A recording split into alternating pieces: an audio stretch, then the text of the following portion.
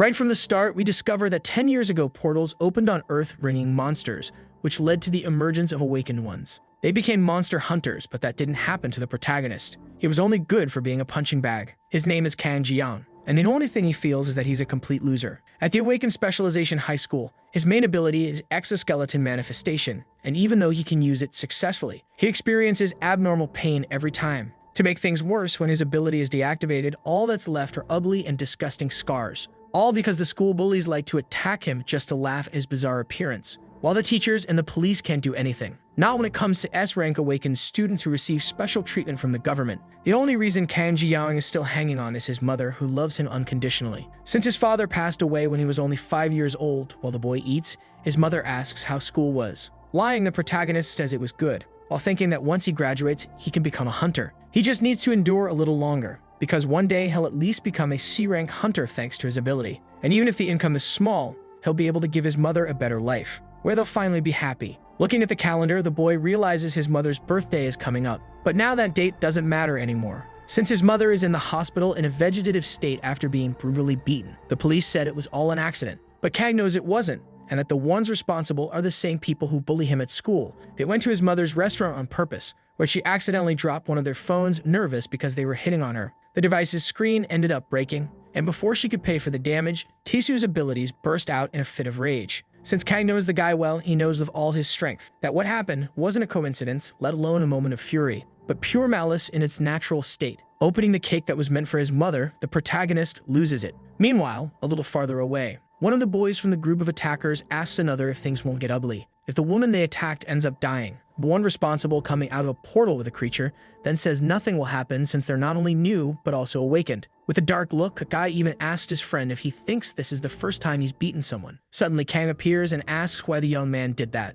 Seeing the protagonist approaching, the group wonders who he is. Furious, the boy asks again, now shouting, why the young man did that. Why the boy dared to do that to his mother. Hearing the screams makes the aggressive boy smile because he didn't know his victim was the kid's mother. He replies that he didn't know because the woman was quite young. Seeing that Kang is still furious, he strikes a blow that hits the boy head on and says he's telling the truth, and that he almost flirted with the woman. Out of his mind, the protagonist begins to pull out the crystal that hit him with his bare hands, while tears stream uncontrollably down his face. Activating his ability, he begins to scream, that yells that the boy is a son of a bee. But it's useless, and the white-haired young man simply extends his fingers to attack with more sharp crystals, all without showing any reaction or remorse. Looking at Kang on the ground, he asks who he thinks he is to talk like that, especially being just a loser. Not giving up, the protagonist starts to pull himself out from among the thorns, while transforming and saying his attacker is a bastard. Looking at his friend named Thor, the white-haired boy asks him to show who the kid messed with. Without hesitation, the young man begins to activate his power, making his eyes turn into two beams of light. Suddenly, lightning falls from the sky, electrocuting the protagonist, who falls to his knees immediately. Now his body, besides being covered in thorns, is also covered in lightning-shaped scars. Due to the blows, the boy shows he can no longer move. The young men in the group then begin to leave, since their job is done. But Kang grabs the leader's leg, and then asks where he thinks he's going. Without a second thought, the white-haired boy activates another ability that turns his fist into crystal and begins to punch the protagonist repeatedly, stating that the boy should have protected his own mother. So there's no reason at all for him to be so angry at him. Unfortunately, Kang can't react, and we see that his face is completely destroyed after the blows, while his attacker keeps looking him firmly in the eyes. Suddenly, one of the other boys calls Taesu's attention, which irritates him. But the young man asks him to look at the portal in front of him that apparently is transforming into a red portal. Thor warns that they need to leave and report what happened. But the group leader says he has an idea.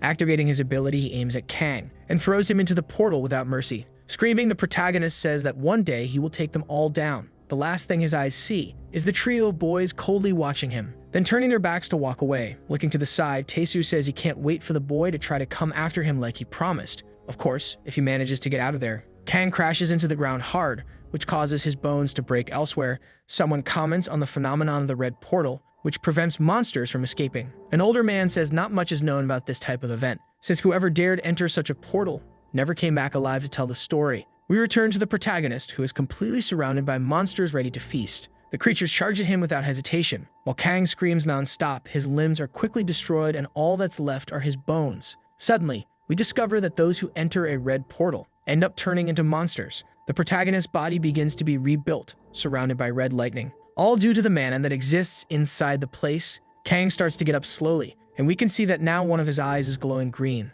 the boy begins to remember his mother, and his other eye lights up with a fiery yellow. After remembering everything that happened to him, a wicked smile appears on his face. His body is transformed into something completely unknown. And when Taesu's face comes to mind, his fury reaches its peak, making him punch the ground with all his strength. The crash draws the attention of other nearby creatures. All immediately begin to look at him and decide to attack soon after. Kang remains standing without showing any reaction, but after a while, we see that he wiped out several monsters, even though he remains surrounded. In the city, on a big television, we see a dating show with hunters beginning, where the guests of the day are famous S-rank hunters, who are well known for their kindness and even do volunteer work. Inside the auditorium where the show is filmed, a large audience is present. That's when we see that the guests being interviewed are the boys who assaulted and ruined Kang's life. The reporter asks Taesu about the time he lost control and injured a civilian. Being extremely fake, the boy begins to cry while saying the person was the mother of his closest friend, and that it all happened when he was still a student and didn't have control over his abilities. The boy also says he apologized to his friend but hasn't heard from him since. Out of nowhere, interrupting his speech, a door is busted open and almost hits the trio being interviewed. But the white-haired boy manages to stop it using his power. While wondering in surprise what the hell is going on, everyone starts screaming and running upon seeing a monster entering the place, leaving only the group of boys on stage. Furious, Kang charges at Taesu head-on without hesitation, while remembering how hard he had to fight to survive when he was inside the portal. The white-haired boy is thrown backward, making Thor widen his eyes in fear because he feels he's the next to be attacked. Standing before the two boys, Kang growls through his teeth that he made it out. Getting back on his feet, Taesu shows he's still breathing, then orders his friends to take the protagonist down. Thor doesn't hesitate and already launches an attack that hits the target directly, but doesn't knock him down as expected. Our boy, now a monster, smiles and begins to advance toward the boy, brutally annihilating him with his blade-transformed hand. Shocked, the other two boys ask how that happened. Kang turns his back and we can see the corpse of the boy lying on the ground. Being foolish, the gum-chewing boy decides to attack, but the protagonist quickly notices. The young man still manages to use his power to create a large rock. However, the protagonist punches through the barrier and only stops when his fist meets the boy's face. Grabbing him by the mouth, he slams his enemy hard to the ground and starts unleashing blow after blow, making a lot of strawberry juice fly. Suddenly, Taesu appears behind him, striking him on the head right after. But what breaks are his crystal fingers. With no way out, the boy decides to launch several piercing spikes from all directions, hitting Kang directly on every part of his body. With the monster boy on the ground, the white-haired boy feels relieved because he thinks it's over. However, the protagonist starts to rise slowly, making him widen his eyes in shock. Our boy turns around because he wants to look his opponent in the eyes. Determined not to give up, Taesu begins the transformation of his body, which starts to be coated in crystals. And with all his strength, he punches Kang, who can't react and keeps getting beaten non-stop. Suddenly, the white-haired boy realizes something is wrong. That's when we see the protagonist holding his hand with his own mouth, taking the opportunity to strike the boy with his blade hand right after. Completely trapped, Taesu begins to cry. Even so, he manages to place his hand on the ground to make a giant crystal rise and hit Kang straight in the stomach. With him immobilized, the evil boy decides to leave quickly because he's badly injured. But our boy strikes him again, showing that he's completely fine and recovered. As he approaches, the kneeling young man groans in pain and when attacked again, screams for Kang to leave and to just leave him alone once and for all. After that, all we see is his face contorting like jelly. On the floor, a lot of strawberry juice runs down the stairs. Immobilized by his own crystals, Taesu asks who the creature in front of him is and why it is doing that to him. Kang then decides to remove part of the mask hiding one side of his face. Upon closely observing the white-haired boy, he finally realizes that the monster was the young man he constantly bullied and endlessly called a worm. Showing no trace of humanity left, the protagonist decides to finish the job, striking the boy over and over in every place possible. With his blade hand, he lands the fatal blow, putting an end once and for all to everyone responsible for turning his life into a nightmare. He looks at a hole in the ceiling as rain begins to fall on his body, then remembering when he went to the hospital wearing a cloak to hide himself, to visit his mother, who remains in the same condition, which makes him wish he could stop breathing. Far from there, in a forested area, we see a portal opening out of nowhere. Suddenly, someone praises others, saying they did a good job handling the monsters on the ground, especially a young healer. Then a red-haired boy asks her if it's her first time in a portal. Embarrassed, the girl says yes and thanks everyone for protecting her. Giving a wicked smile, the group of boys says they're the ones who should be thanking her. And approaching the girl, they say that no one knows what happens in a portal, so since it'll take a month to get out of there, they can take the opportunity to form a warmer relationship. Terrified, the girl begins to cry. Suddenly, someone appears and attacks the man who is closest to her. He falls to the ground, not breathing, and the remaining group members start asking who's there, while the girl doesn't know whether to feel relieved or cry even more. Kang then approaches, ready to make everyone there regret what they were about to do. The three remaining boys are surprised as they didn't know there were still monsters in the area and prepare to attack, launching a joint strike in succession. But the protagonist remains standing, unharmed.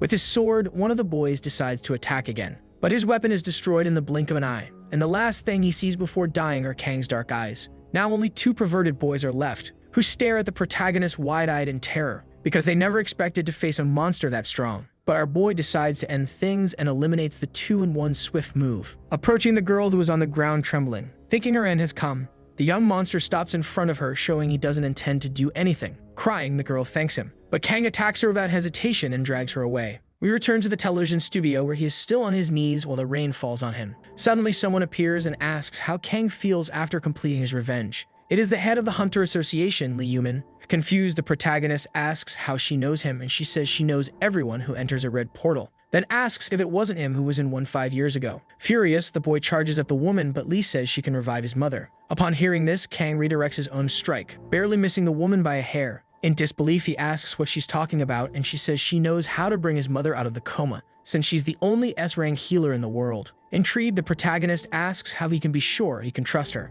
Lee Yumin then asks how he thinks his mother is still alive even after he spent so long trapped in the portal. Kang decides to ask what she wants. The woman then explains that the problem is that hunters are too powerful, making human weapons meaningless since some are stronger than nuclear arms. This caused most of the monsters from the portals to be eliminated, but such portals did not disappear. And because they are interconnected, some countries are using them to wage wars with hunters, breaking peace and making the US, China, Russia, and others into enemies. But China does not have many hunters and thus cannot defend itself from the invasion of Japanese hunters, until Kang returned from where he was. So she needs the boys' help to respond to pressure from enemy countries without drawing too much attention from the world. We are taken back to where the young healer was eliminated, and we finally understand that Kang agreed to become a monster for the association in exchange for his mother's cure. In the office of the Prime Minister of Japan, someone calls the Minister of Defense to ask why all of Japan's hunters are unreachable. The one asking is Ryuzaki Judo, the country's prime minister. Kneeling in front of him, a boy apologizes and says it's all his fault. It is Japan's #1 hunter, Ikosai Kajuru, who then promises he will search for his companions. Leaving the room, the young man asks his subordinate to prepare his sword, and she asks if he's going alone. Upon confirmation, the woman says that all the hunters sent were elite, so it would be better if he had company. Arrogantly, the #1 hunter asks if he looks like he needs help. Embarrassed, the young woman apologizes. We see a portal opening in the same place where the group of hunters was dragged. Walking through the place, Ikosai says they're all useless as he wonders what happened, since he's sure the group wouldn't lose to mere weak and insignificant monsters. Suddenly, something ahead catches his attention. It's Kang, sitting atop a pile of eliminated hunters. Seeing the scene, the #1 hunter prepares to attack, furious. With a strike, he tries to hit the protagonist's head, but to his surprise, his attack is blocked in an extremely fake and ridiculous manner. Irritated, he asks how that monster dares to block his sword like that, landing another strike in the boy's chest, who says that was interesting. Without hesitation, Ikosai activates his ability called First Moon and throws Kang far away, attacking next with his move called Second Moon so the boy can't recover. The protagonist hits a wall, causing a loud crash. As the hunter says his exoskeleton is quite sturdy. Determined to win, the young man launches his Third Moon attack, but the boy counters with blades emerging from his body that graze his opponent's face. The young man strikes again with his sword, stating that his weapon is very powerful and can cut even diamond. We see that Kang's neck is hit, which makes him fall to the ground, apparently defeated. Mocking, Ikosai asks how his companions lost to that, concluding that the situation is truly pathetic. On the ground, the protagonist begins to remember the past, more specifically when his father was alive and always busy with work, being extremely kind and affectionate when he could be. Little Kang loved running into his father's arms when he arrived from work bringing food. But one day, a truck appeared in his path while he was running, and to save him, his father stepped in front and pushed him away, dying immediately due to the strong impact. From then on, the family's business fell apart, leaving only debts behind. To pay them off, his mother worked non-stop, and her soft hands became rough. Kang would always come close and ask if she was okay. Smiling through tears and sweat, the woman would always say she was. But every night, our little boy couldn't sleep at all, because he would hear his mother crying, which also made him cry and think it was his fault. One day, he decided that someone like him definitely didn't have the right to keep living. That's when his mother found him kneeling on the floor of his room, crying after trying to end his own suffering. Kang then says he thinks he's an awakened one, because on his previously injured wrist, a crust had formed. It was that day he promised his mother he would become a hunter and make her happy for the rest of her life. Upon remembering her image in the hospital, the protagonist opens his eyes, while also recalling what Lee Yumin said about the whole world being the enemy. At that moment, the main enemy was Japan, which had one of the strongest hunters to ever exist. Distracted as he claims he wasted too much time, Ikose doesn't even notice when the boy starts to resurrect. About to leave, the hunter says that in that case, he'll have to go to Korea personally. Suddenly, our boy bites his leg, startling him. Shocked, he asks how that monster is able to regenerate, even after literally losing his head. The protagonist's teeth injure him and he starts screaming in pain, then decides to attack again with his moon power, because he won't accept anyone trying to defeat him. Furious, he takes Kang to his domain, where he can appear and disappear, leaving the boy lost and confused, while taking hits from all directions. We discover that this powerful fatal attack is called 12th Moon. In the middle of the battle, the hunter starts moving toward the portal, sending beams of light and what seems to be pieces of Kang flying into the real world and being thrown far away. The battle site is completely destroyed. Limping, Ikosai reveals he didn't expect to get bitten on the leg, then states he urgently needs healing, but suddenly something hits his healthy leg, making him sweat cold from the instant pain. We see Kang, who despite being completely battered, is still alive, and now has finally cornered his opponent. The hunter grabs his sword again and cursing our boy attacks. Outside the portal, we see the Prime Minister waiting along with other people. A woman asks if it's really necessary to send all the elite hunters from the Ministry of Defense on that mission. Worried, Ryuzaki says it's been 3 days since the #1 hunter entered, so they need to find out what happened, since the boy is also the Minister of Defense. To everyone's surprise, Kang begins to emerge from the portal after throwing out what's left of Ikosai. The Prime Minister of Japan starts screaming, but is permanently silenced by the protagonist. Meanwhile, at the Korean Hunter Association, someone asks another person if the boy will really be able to complete the mission, since Japan is Japan. But Lee Human says all they can do is wait to see if the boy can defeat the country's strongest hunter. We find out the Prime Minister didn't get dragged off and in fact counterattacked, causing a massive explosion. With the dust settling, we see Kang lying on the ground, and standing in front of him is Ryuzaki Judo, who is an SS rank hunter. We discover that the man is the one responsible for Japan being overtaken by hunters. He had been aggressive even before awakening during the war. His goal was to take control of South Korea, but his plans were being disrupted by Kang, who quickly got up, showing he was ready for round 2. The other hunters notice that our boy is regenerating, and moving to attack, they ask the Prime Minister to leave that mission to them. Takyu says he just needs to finish the protagonist to end that nonsense. But the boy manages to land a direct hit on him, using only one hand to slam him to the ground with all of his strength afterward. The other hunters watch the scene in shock. Activating their abilities, they ask how Kang dares do that to one of them. Taking charge, Ryuzaki Judo begins to transform and declares that from that moment on, anyone who interferes in the fight will be eliminated by him immediately. The protagonist remains standing, staring at the man, who stares back with blood in his eyes. He starts to remember when, on a very cold day, he found a child alone, trembling in the snow. Approaching, he asked what she was doing there, and she asked who he was. Moved by the situation, the man simply took off his coat, and after dressing the small child, he took her hand to lead her to a safe place, then asked what her name was. We find out that the little boy was Ikosai, whom now lies lifeless. Seeing the body of the child he once helped fills Ryuzaki with rage, causing him to attack Kang mercilessly, who uses his hands to defend himself. Unable to hold the blow for long, the boy is thrown far away, while his opponent charges and strikes him non-stop. The man only pauses for a moment to make sure the protagonist is more wounded than ever, then unleashes a powerful and fatal attack in succession. Everyone watches as the dust from the explosion settles, completely awestruck by what they witnessed, stating that they expected nothing less from the Prime Minister. Ryuzaki turns his attention back to Ikosai. That's when our boy takes the chance to regenerate again, showing he's immortal. Sensing the evil presence, the man looks back, remembering when he was fighting alongside his little boy who eliminated whoever was necessary. In that memory, the man apologizes to the boy for making him do that kind of thing. But the boy says it's okay. The Prime Minister then says that the next step is to take South Korea and China, and then if the hunter wants, he can stay out of it. It would be safer. Ikosai then says it was Ryuzaki who took him in, and for that, he will be in his debt for the rest of his life. So all he wants is that when the war ends, he can finally call him father. Surprising the boy, Ryuzaki says his mind is too close, because even without being asked, he already considers him a son. Back on the battlefield, we see a woman protecting the other hunters, while also worrying about the minister. The man awakens like a volcano and then orders that all of Kang's cells melt and disappear. We see the protagonist take the strongest hit of his life up to that point. His body actually begins to melt, and all that's left is a tiny part of his skeleton. Even so, he launches an aerial attack. The problem is that Ryuzaki immediately notices and punches the ground, causing a volcano to erupt, spewing an absurd amount of lava at the boy.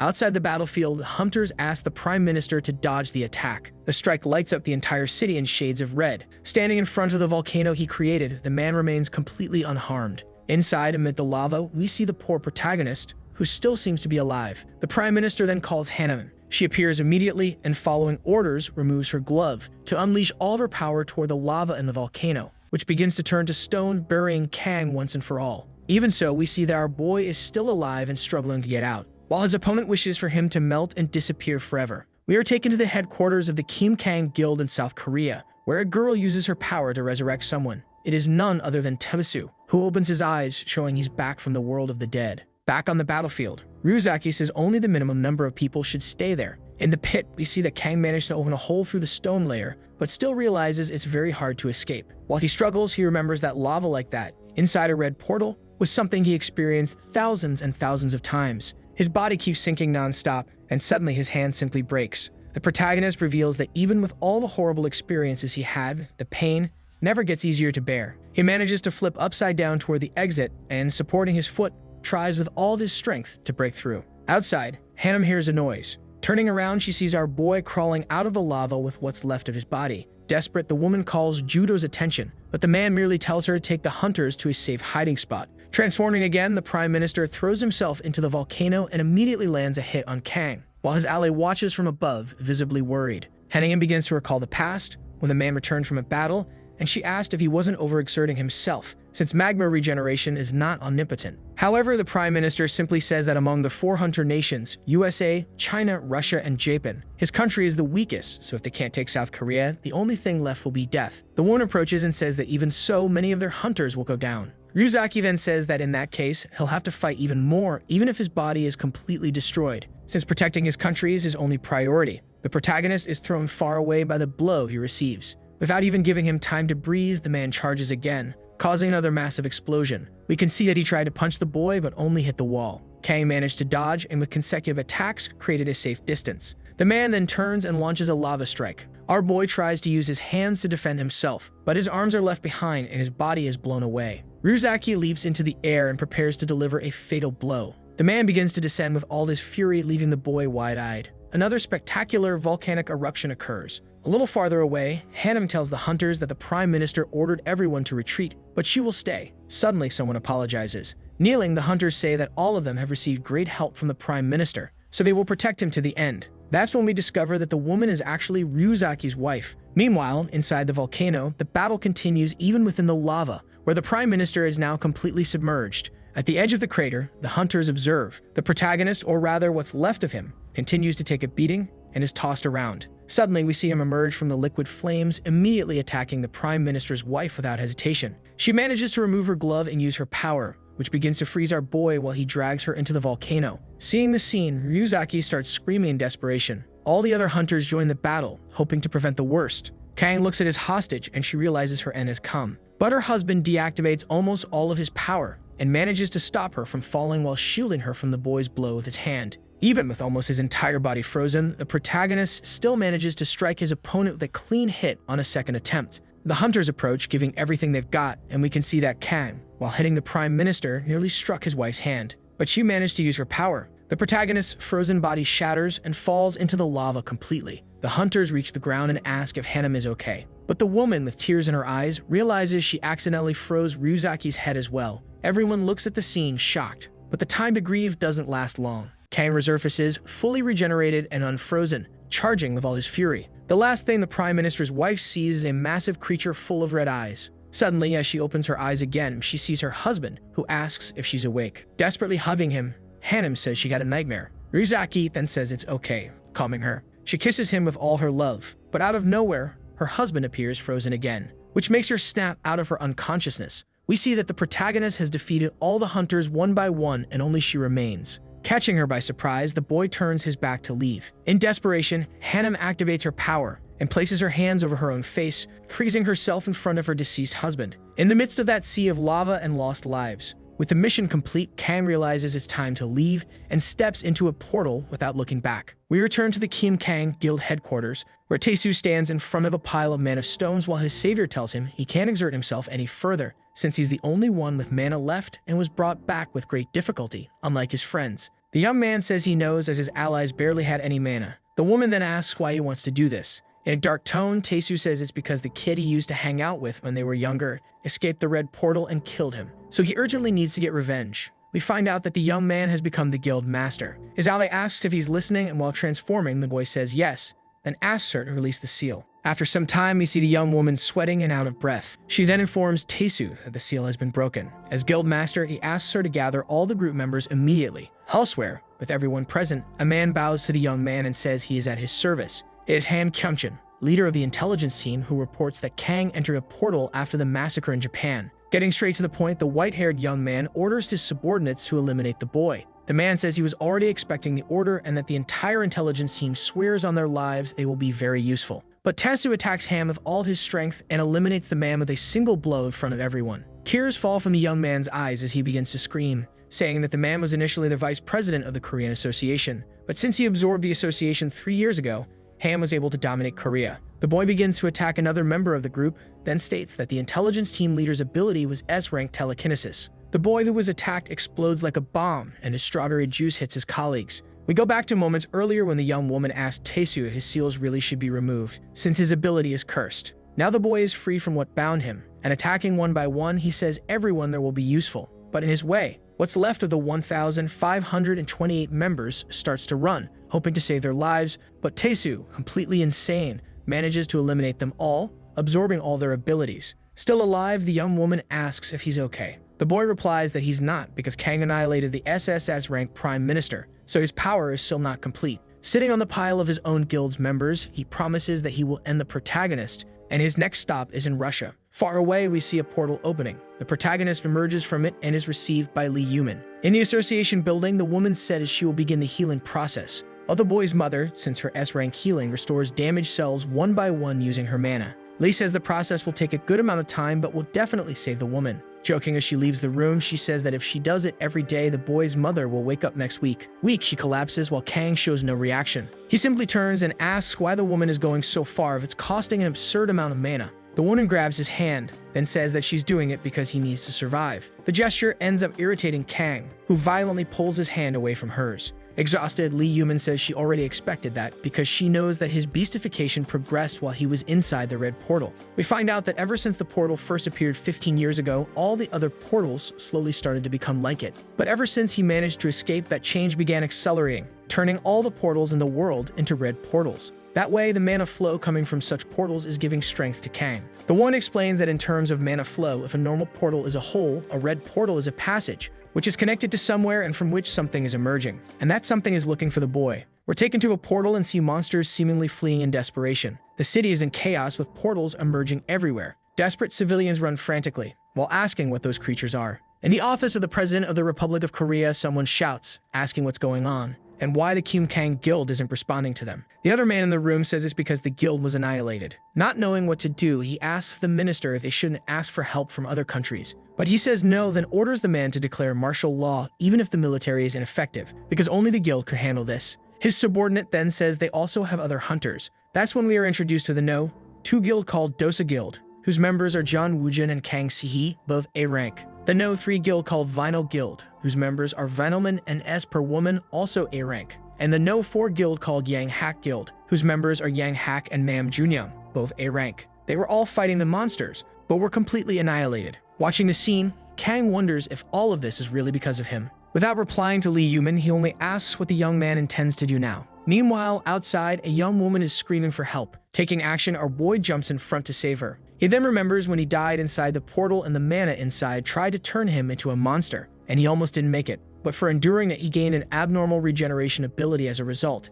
At least, that's what he used to think. However, now he knows that the mana he gained won't let him die, not until he becomes a complete monster. His plan was to live a peaceful life after treating his mother. Attacking one of the monsters, the boy asks why they can't just leave him alone. Suddenly, we discover that someone is watching him from inside one of the portals. In what appears to be its home, the monstrous creature asks if that is the one responsible for the breach. Returning to the building, Kang tells Lee Yumin that he will eliminate all the monsters, so she must continue healing his mother in a safe place. The woman says she understands and that she will continue the healing process in the association's underground bunker. Soon he must fight with everything he's got. While fighting, the boy realizes that those creatures are familiar after all. He fought all of them for 5 years. Looking at the portal, he says there is a limit to how many monsters can come out of there, since all activity stops after a certain time. Since he annihilated all the monsters in the area, if he keeps going like this, soon he will be able to live happily with his mother when suddenly something hits his head. They are bullets coming from the approaching military. One of the soldiers asks the commander if that's the right thing to do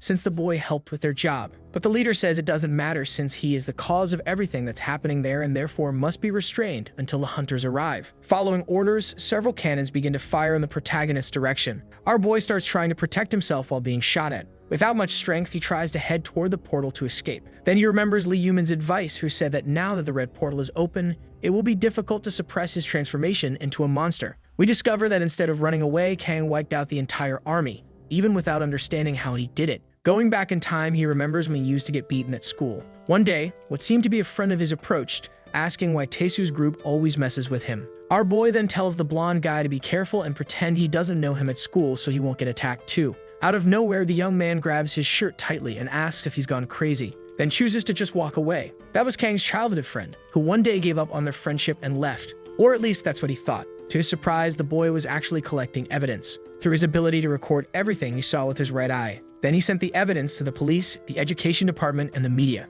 But the day after his action, the poor boy was found without his right eye. In the hospital, he tells Kang that he can no longer go out with him, while our boy asks if Taesu was the one who did that, then promising he'll take care of the situation. But his friend asked him to do absolutely nothing. Crying, the protagonist asks what the boy will do now without his ability, but he says not to worry, saying that life is just like that, and that now his plan was to join the army. We discover that in the middle of the battle, Kang ended up killing this childhood friend of his, who was one of the soldiers attacking him. That destroys the protagonist, to the point he doesn't even notice other monsters approaching. Well, almost doesn't notice because he quickly turns and resumes the slaughter. One by one, the boy keeps his promise and continues eliminating the monsters. We return to the president's office, where he and his subordinate wonder what that monster on the screen is, the one even responsible for the death of Japan's prime minister. One of the men then says he discovered that defeating it is enough for the portals to return to normal. Intrigued, the president asks why it's fighting against its own kind, and his employee says he doesn't know. But the most important fact is that not even other monsters are able to stop him.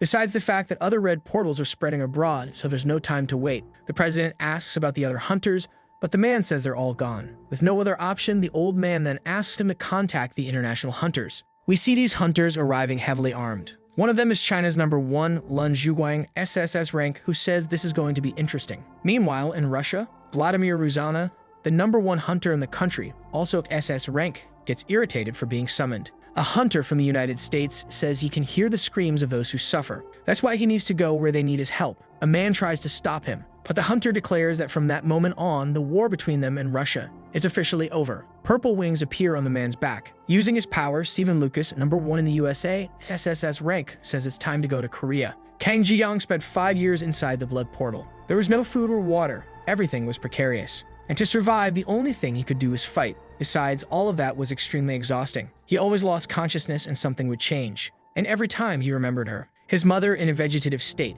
The protagonist always remembered the face of the one responsible for his mother's condition. He did everything he could to endure and ended up losing control. Shigeon managed to take his revenge, but his determination hadn't diminished. The magical power of the blood portal grew stronger and ended up sucking in everything around it. Because of that, many innocent people died. It was necessary to avoid the portals and kill all the monsters. With that, maybe he could be forgiven. Suddenly, a powerful blow slices his head off. Without realizing it, he had been attacked from behind. With a smile on his face, the man looked extremely radiant. Back when the portals first appeared, it was Christmas. Inside the church, a priest gave his sermon and prayed for the faithful. Suddenly, a large number of portals appeared, but there were no hunters to prevent the tragedy. Without thinking about anything, the priest asked everyone to flee. The monsters were ready to destroy everything in their path. However, a powerful light flooded the entire space. The priest transformed into a radiant being who defeated all the creatures. That was God's will, the awakening. In the largest Catholic church in America, where 100,000 faithful were gathered, only 138 people suffered minor injuries,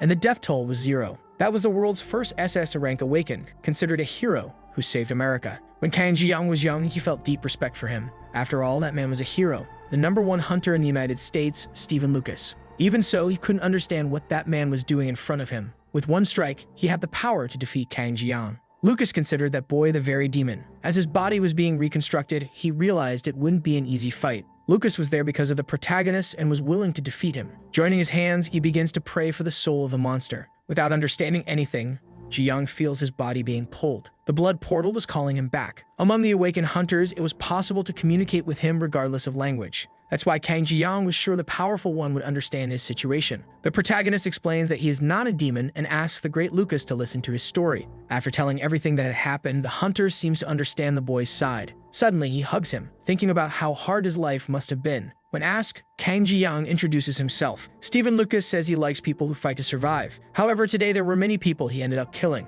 And so he wouldn't forget them, he decided to tattoo all their names on his body. Lucas takes off his clothes and shows the boy the tattoos. With determination, he explains that he would help Kang Ji-young, thinking the young man could kill all the demons. But in the current situation, that would end up spreading throughout the world and many people would die. Touching his body, Lucas shows that he felt sorry for what was about to happen. To his surprise, the man starts tattooing Kang Ji-young's name on his body. The boy's eyes fill with complete despair as he realizes he is to be the next victim. Without thinking twice, the hunter touches the monster's head. The pain is so great that his entire body begins to spasm. In the end, Lucas knew that Kang Ji-young needed to die. Meanwhile, inside a building protected by darkness, a woman observed Lucas, and beside her was Kang Ji-young's mother. From afar, another young woman watched the entire scene carefully. Blood dripped from the girl's eyes and nose as she smiled calmly. Elsewhere, a voice sounded irritated with Lucas. The woman couldn't believe he was capable of ending a war and then going to Korea. Moreover, he had hidden the full strength of Russia's #1 SS rank hunter, Vladimir Ruzana.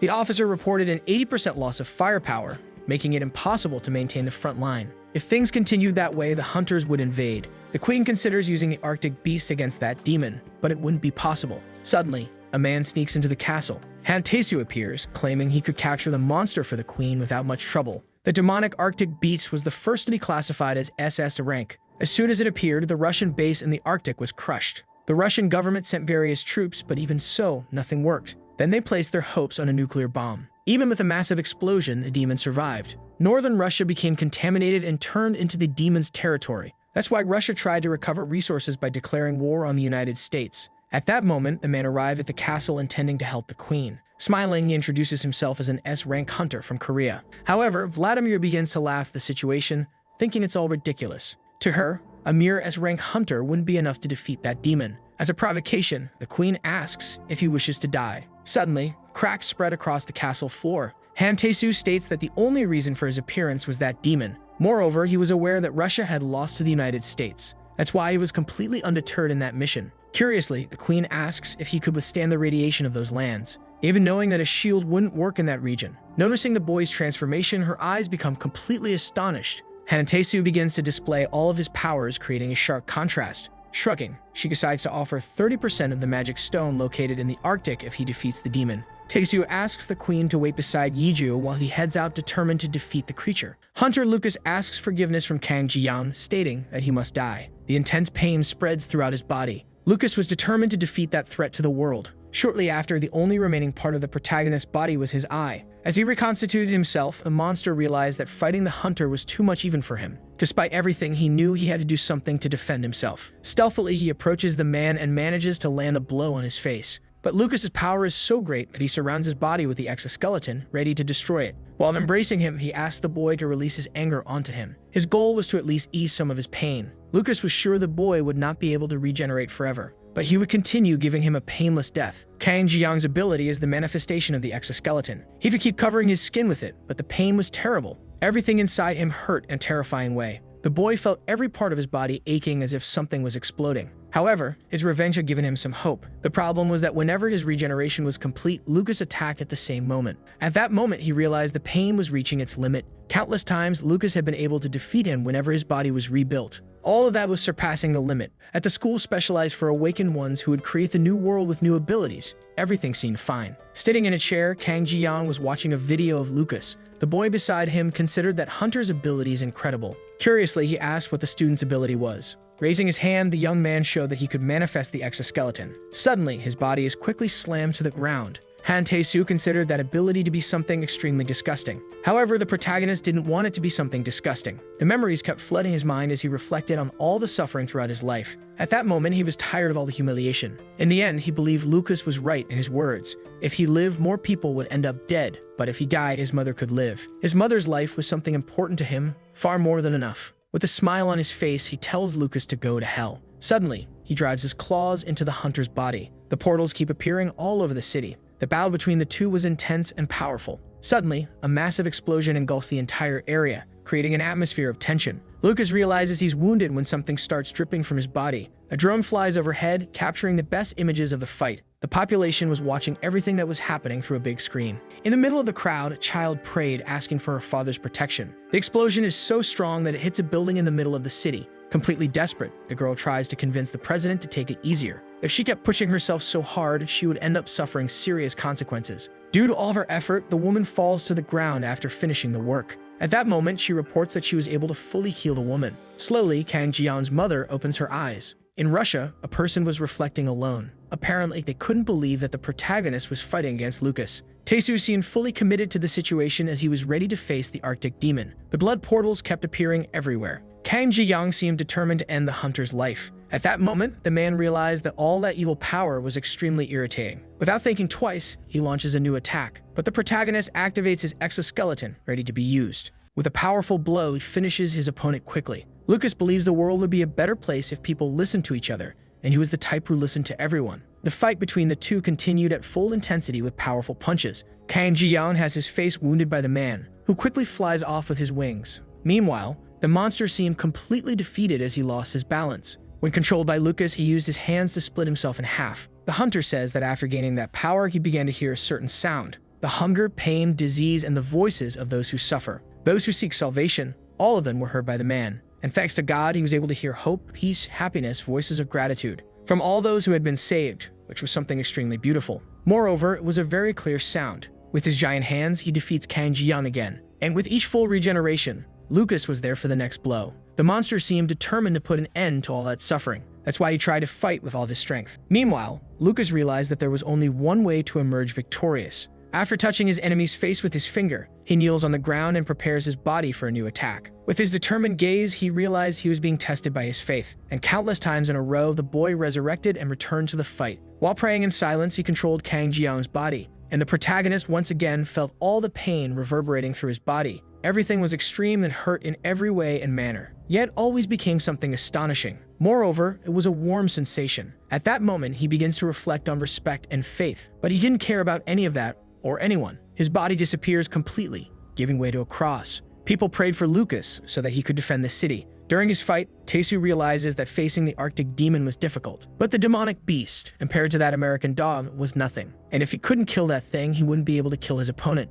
Deep down, he was certain that he would be responsible for Kang Ji-yeon's defeat. At that moment, Lucas uses all of his strength to avoid the attacks. The energy expands and reverberates throughout the environment. A large building is brought down on top of Kang Ji-yeon's body. Beneath the sewer, the woman looks at the terrifying scene in front of her. Upon realizing that it was her son, all injured before her, the woman panics. That mother didn't know how to react to such barbarity. Suddenly, she becomes desperate upon hearing the voice of her beloved son. In her memories, she recalls a day as frightening as that one. In the darkness, little Kang Ji-yeon cried uncontrollably, calling for his mother. At that moment, the boy had just awakened. The wound on his wrist became increasingly apparent. While hugging his mother, he wished with all his strength to become a hunter. Deep down, Kang Ji-yeon knew he would have to become one of them and asked for his mother's support. Frightened, she seemed desperate with her son's condition. Now he was a complete monster with the exoskeleton taking over his body. Not knowing what to do, the woman began to run away from that place. But the protagonist shouted louder and louder for her, showing that he was still her son. Suddenly, he manages to grab her arm, causing some injuries.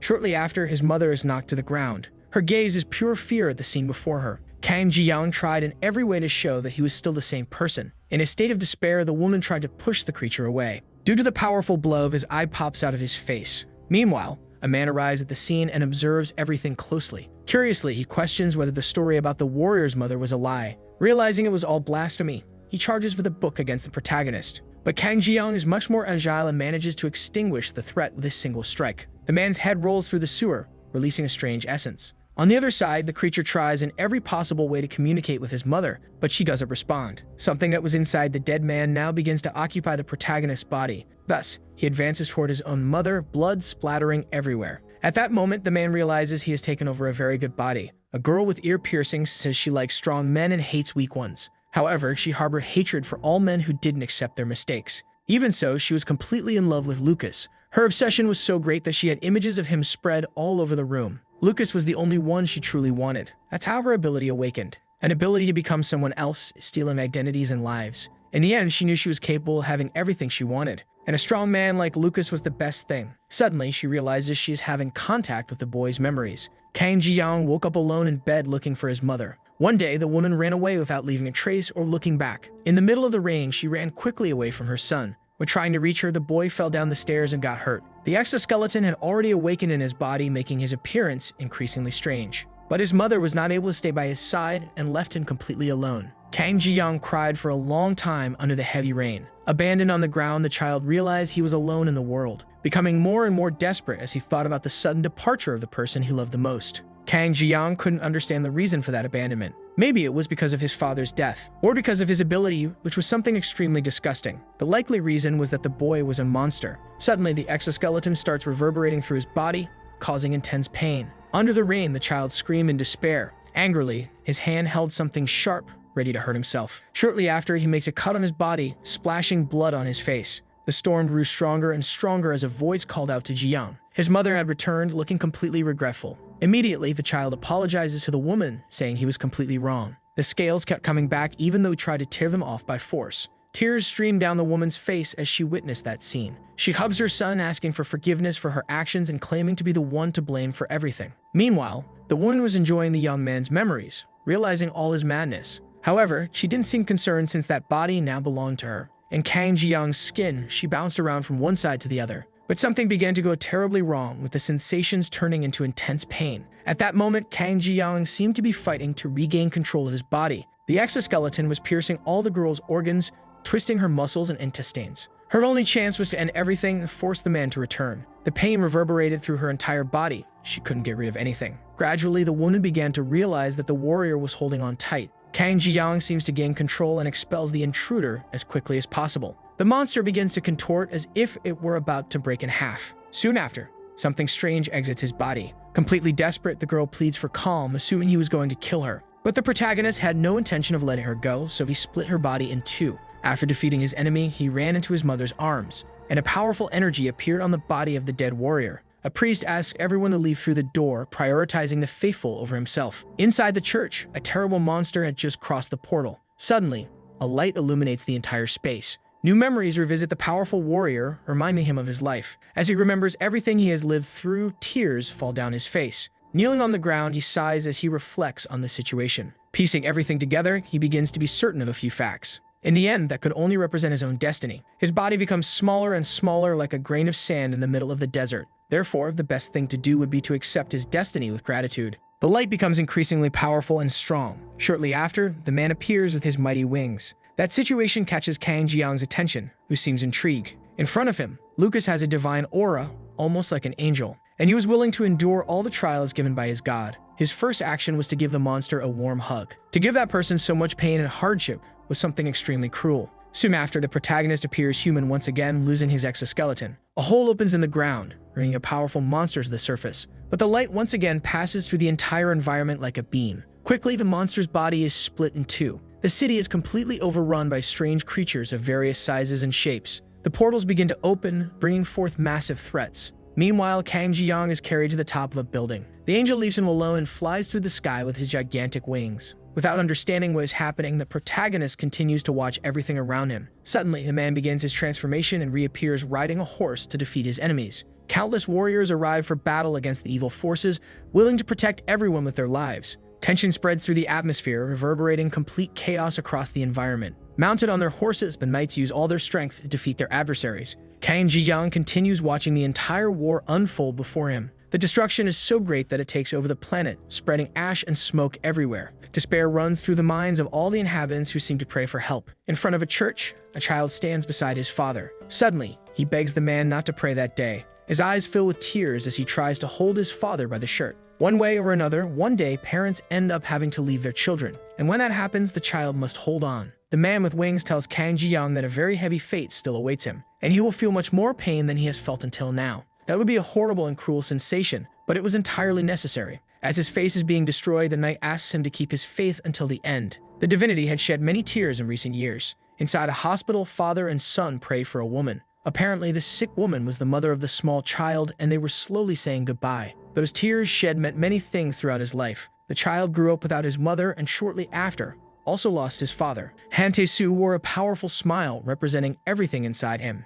The man kept laughing nonstop as if he were insane. Sitting in a catastrophic setting, he realizes he had almost lost the fight. The lives he took connected to his body almost instantly as he continued his maniacal laughter. Suddenly, something starts happening in the surroundings that catches his attention. In his childhood, he seemed like a wary child beside his brother. But the man explains that every time Taesu got stronger, the guild would become stronger. Even against his will, he had to do it for his father. The boy tries to refuse the orders but is restrained due to the chain around his neck. His brother no longer accepted any excuses for disobeying his commands. The young Taesu could no longer bear the entire situation. Crying, the boy begged for his brother's compassion, but he knew he had to obey his commands even if he didn't want to hurt anyone. Although Lucas's final attack had hit various parts of the world before his death, Taesu had done a great job, something truly impressive. As promised, half of the core would be given to him. But the young man in his new form had already consumed it entirely, leaving the woman in complete shock. Unable to believe the situation, she thought it might be some kind of joke. As he advances toward her, he informs her that her body would be incapable of withstanding all that power.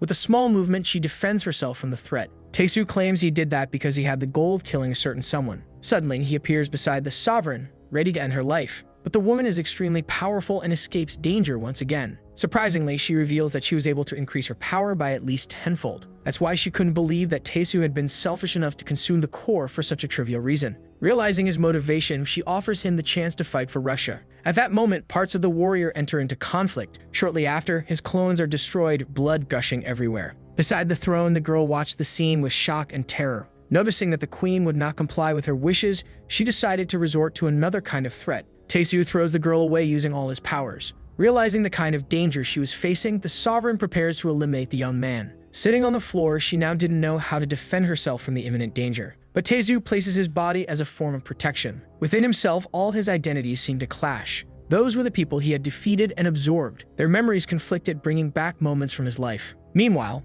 his abilities proliferated, becoming increasingly stronger. The queen is terrified to realize what she would have to face. With a snap of her fingers, she once again destroys everything that could harm her. Above the castle, the skies fill with fireworks of various colors and sizes. With the two face to face, the destruction becomes more and more present. Everything begins to float through the environment, including Taesu. His body is thrown into a black hole. In his memories, he recalls a sunny day at the playground. Even disappointed, he tells the girl that he had killed again. At that time, the child hated doing that, as it wasn't his goal to kill anyone. His eyes fill with tears as he says he doesn't want to repeat those actions again. In complete despair, the warrior screams for help, showing he didn't want to die. In his mind, his identities enter an atmosphere of tension, seeming conflicted with his thoughts. Stealthily, he appears above the queen, falling onto her body ready to kill her. The great Lucas informs Kang Ji-young that a painful fate awaited him, and he would feel much more pain than he had felt until now. Even though it was something extremely sad, he should keep his hope until the very last second. With Lucas's death, Kang Ji-young was once again lost in loneliness.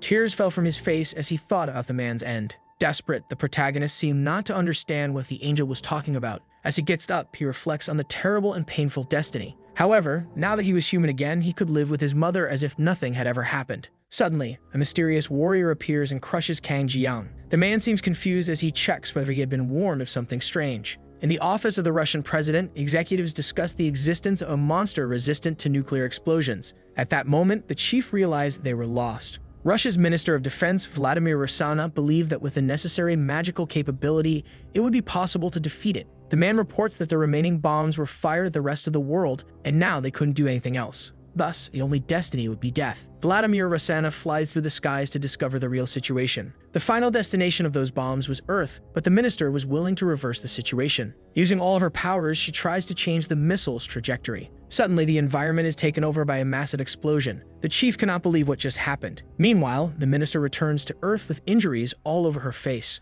The woman trembled and tears streamed down her face as she realized she was about to do something unforgivable but necessary. Asking her father for forgiveness, she was determined to put an end to the situation. Shortly after, blood splashes everywhere, landing on the family photo. At that moment, a nuclear attack from Russia was confirmed. Vladimir Rossana is shocked to hear that it would be necessary to wipe out Russia immediately. Quickly, the minister responds to the call, informing that the president was dead, showing they were no longer a threat. However, the powerful man gives her the middle finger and tells her to mind her own business. Suddenly, her children appear in the room, even against her will. Desperate, the children Medivh and Elisa run to hug their mother. Their faces showed pure shock and despair at the current situation. Vladimir Rossana was willing to do anything to protect her children. Upon receiving an attack from Taesu, she remembers the promise made to her little ones. That's why she couldn't lose to someone like him. Even willing to fight with all her weapons, her opponent was more skilled. Her body is struck by intense blows as Taesu emerges victorious with another victim on his list. In the residential district for the Awakened, everything seemed peaceful.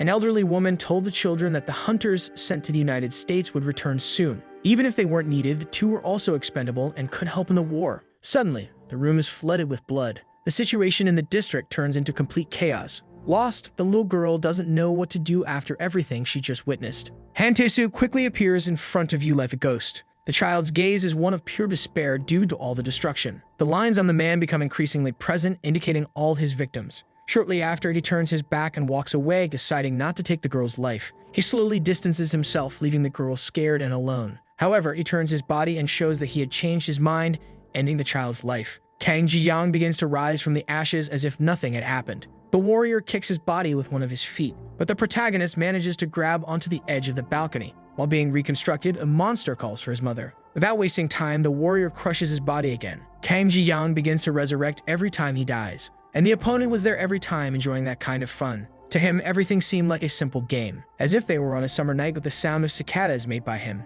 Even so, he couldn't understand why that thing kept calling for its mother so many times. Suddenly, the protagonist asks the enemy if he never had a mother. Upon seeing a portal in front of him, his body is thrown into the passage. Slowly, his body begins to disappear into the hole. The woman begins to wake up from a deep sleep as she slowly opens her eyes. Confused, she cannot understand that she is in the Hunters Association building. Before anything else, they needed to leave the place as quickly as possible since everything was completely destroyed. The plan would be to go to the bunker located in the annex building. Suddenly, smoke fills the air. Suspicious, the white-haired woman looks back trying to see what happened. However, she can only see mortal remains scattered on the ground. Meanwhile, the newly awakened woman seems nervous about the whole situation. Apparently, the one in front of them was none other than her son. Despair appears on the mother's face, who cannot believe what she is seeing. Shortly after, she wakes from the nightmare, realizing they had already reached the bunker. The woman cannot believe that the image in her head could be her beloved son. Even though she didn't want to believe it, that was the truth, and the girl by her side could confirm it with full certainty. Kang Ji-young, 23 years old, ended up in a blood portal due to the accident and after becoming someone,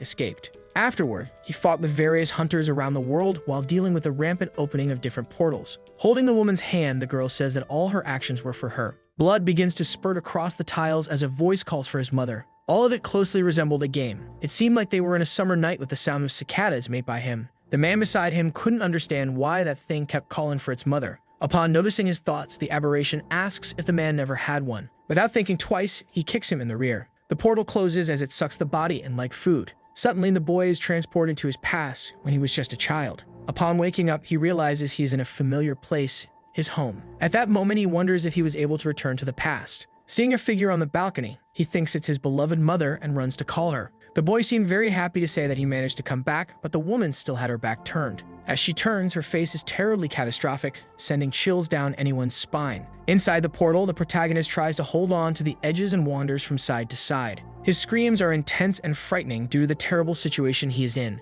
Screams spread through the disturbing atmosphere in the passage. The torture continues and his eyes doubt everything he sees. The little one approaches his mother, asking if she was okay. With a smile on her face, the woman replies that she is fine and he doesn't need to worry. Ji-young begins to talk about his father, but is still interrupted. Sweat runs down his mother's face as she asks her son to smile. As long as he was smiling, everything would be fine in the end. The screams of pain are replaced by something terrifying, like a powerful laugh. The features begin to merge, showing a great lack of identity from not knowing who he was. From the middle of the portal, a face can be seen through the darkness. The braided man hears strange noises, and shortly after, his body is thrown to the ground. The creature knows it cannot let that happen again. It must find its mother. As it moves quickly, the boy watches it closely. Twisting his body, he questioned the reason for his actions. Increasingly irritated, he wanted to know why the man did all that to him. Suddenly, a strike goes in the direction of the monster, launching his body far away. The enemy tries to find the best position to analyze the situation. Obviously, he would not answer the questions without a fight first. In China, people discuss the strength of the monster that managed to be greater than the United States.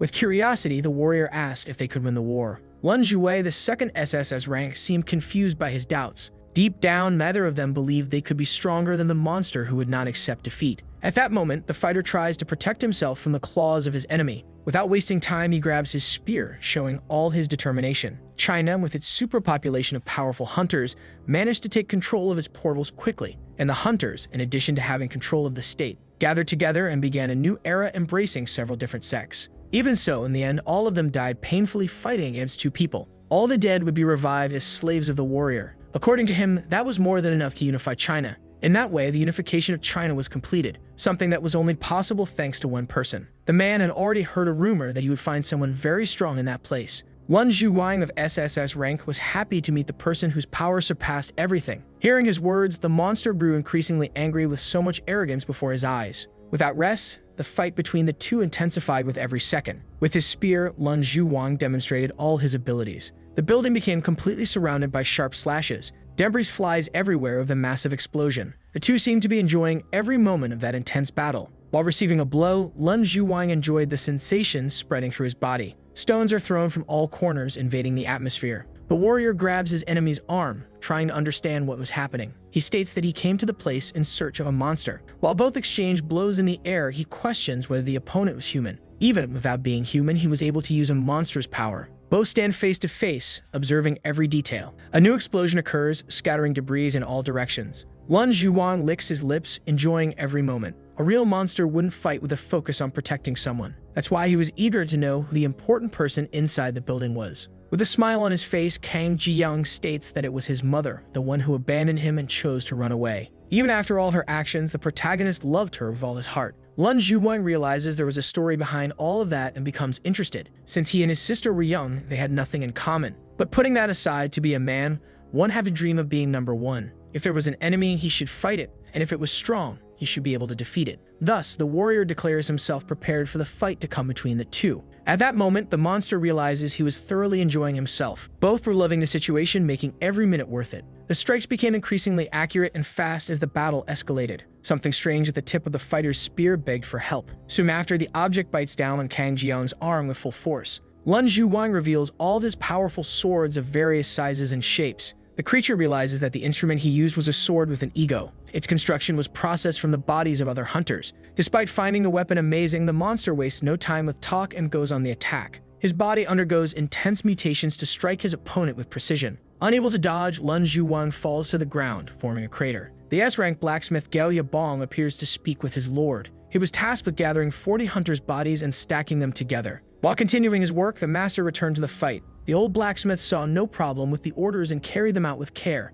With his skills, he destroyed the bodies, making the blood gush out. At that moment, screams of pain spread through the entire environment. Nevertheless, the blacksmith seems determined to finish his task and keeps hammering. Even so, the voices continue to beg for help. Tired, the worker stops for a second to admire his work of art. The hunters' bodies are all stuck together, creating something truly terrifying. With a smile on his face, Lun Zhuwang holds the tip of the creature created by the blacksmith. The people in that situation seemed desperate, not understanding what was happening. That mountain of bodies is launched in the direction of Kang Jiang. Meanwhile, mother and daughter tried to find each other in the midst of it all through terrifying screams. Quickly, the aberration grabs the faces of the mother and daughter. Without wasting time, he kills them both, claiming it to be an incredible family reunion. Lun Zhuwang throws the ball of bodies again, expecting greater destruction. The people beg to die and complain about the pain they feel, something horrendous to witness. Kang Jiang realizes that the corpses of the idiots were all gathered together. Revisiting his memories, he remembers that he had killed many of those worms. Therefore, it would be easy to take down all who were already dead.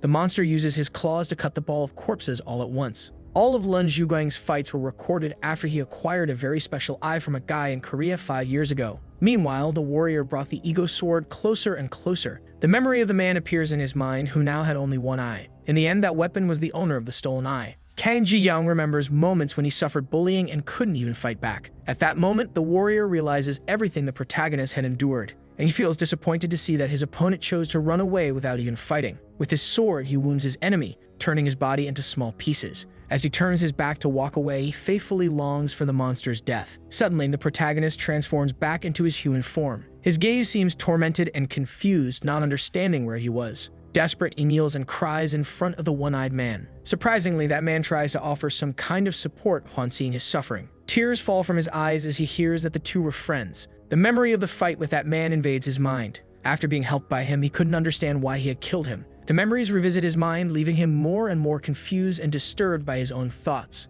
Even the image of his mother appears as he remembers that the important thing was to smile. Kang Jiang becomes increasingly terrified, unable to understand everything going on in the void of his mind. The monstrous part constantly conflicted with the human part. Completely insane, he no longer knew how to deal with the situation. The repeated movements showed the rage contained in his body. With each strike, he tried to hurt himself and cause self-inflicted wounds. Meanwhile, Lun Zhuwang begins to pay attention to something strange. His enemy reemerges with a smile on his face, ready for another fight. In the end, Kang Jiyang believed that there was not a single person in the world capable of killing him. In China, everything seemed calm in the surrounding areas. Lun Zhuhai was curious to know if her brother was having a fun fight. In front of her, the subordinate was about to make a revelation. The girl is shocked to hear that the hunters from the northeast wing were being exterminated. In Heilongjiang province, China, or rather what it used to be, since destruction had already hit the place. Suddenly, the boy began to twist, invoking a transformation. The girl beside him watched Tasu as he laughed. Her only request was that he give up those ideas once and for all. In the end, she believed that everything happened because of him, but Tasu strongly denied it.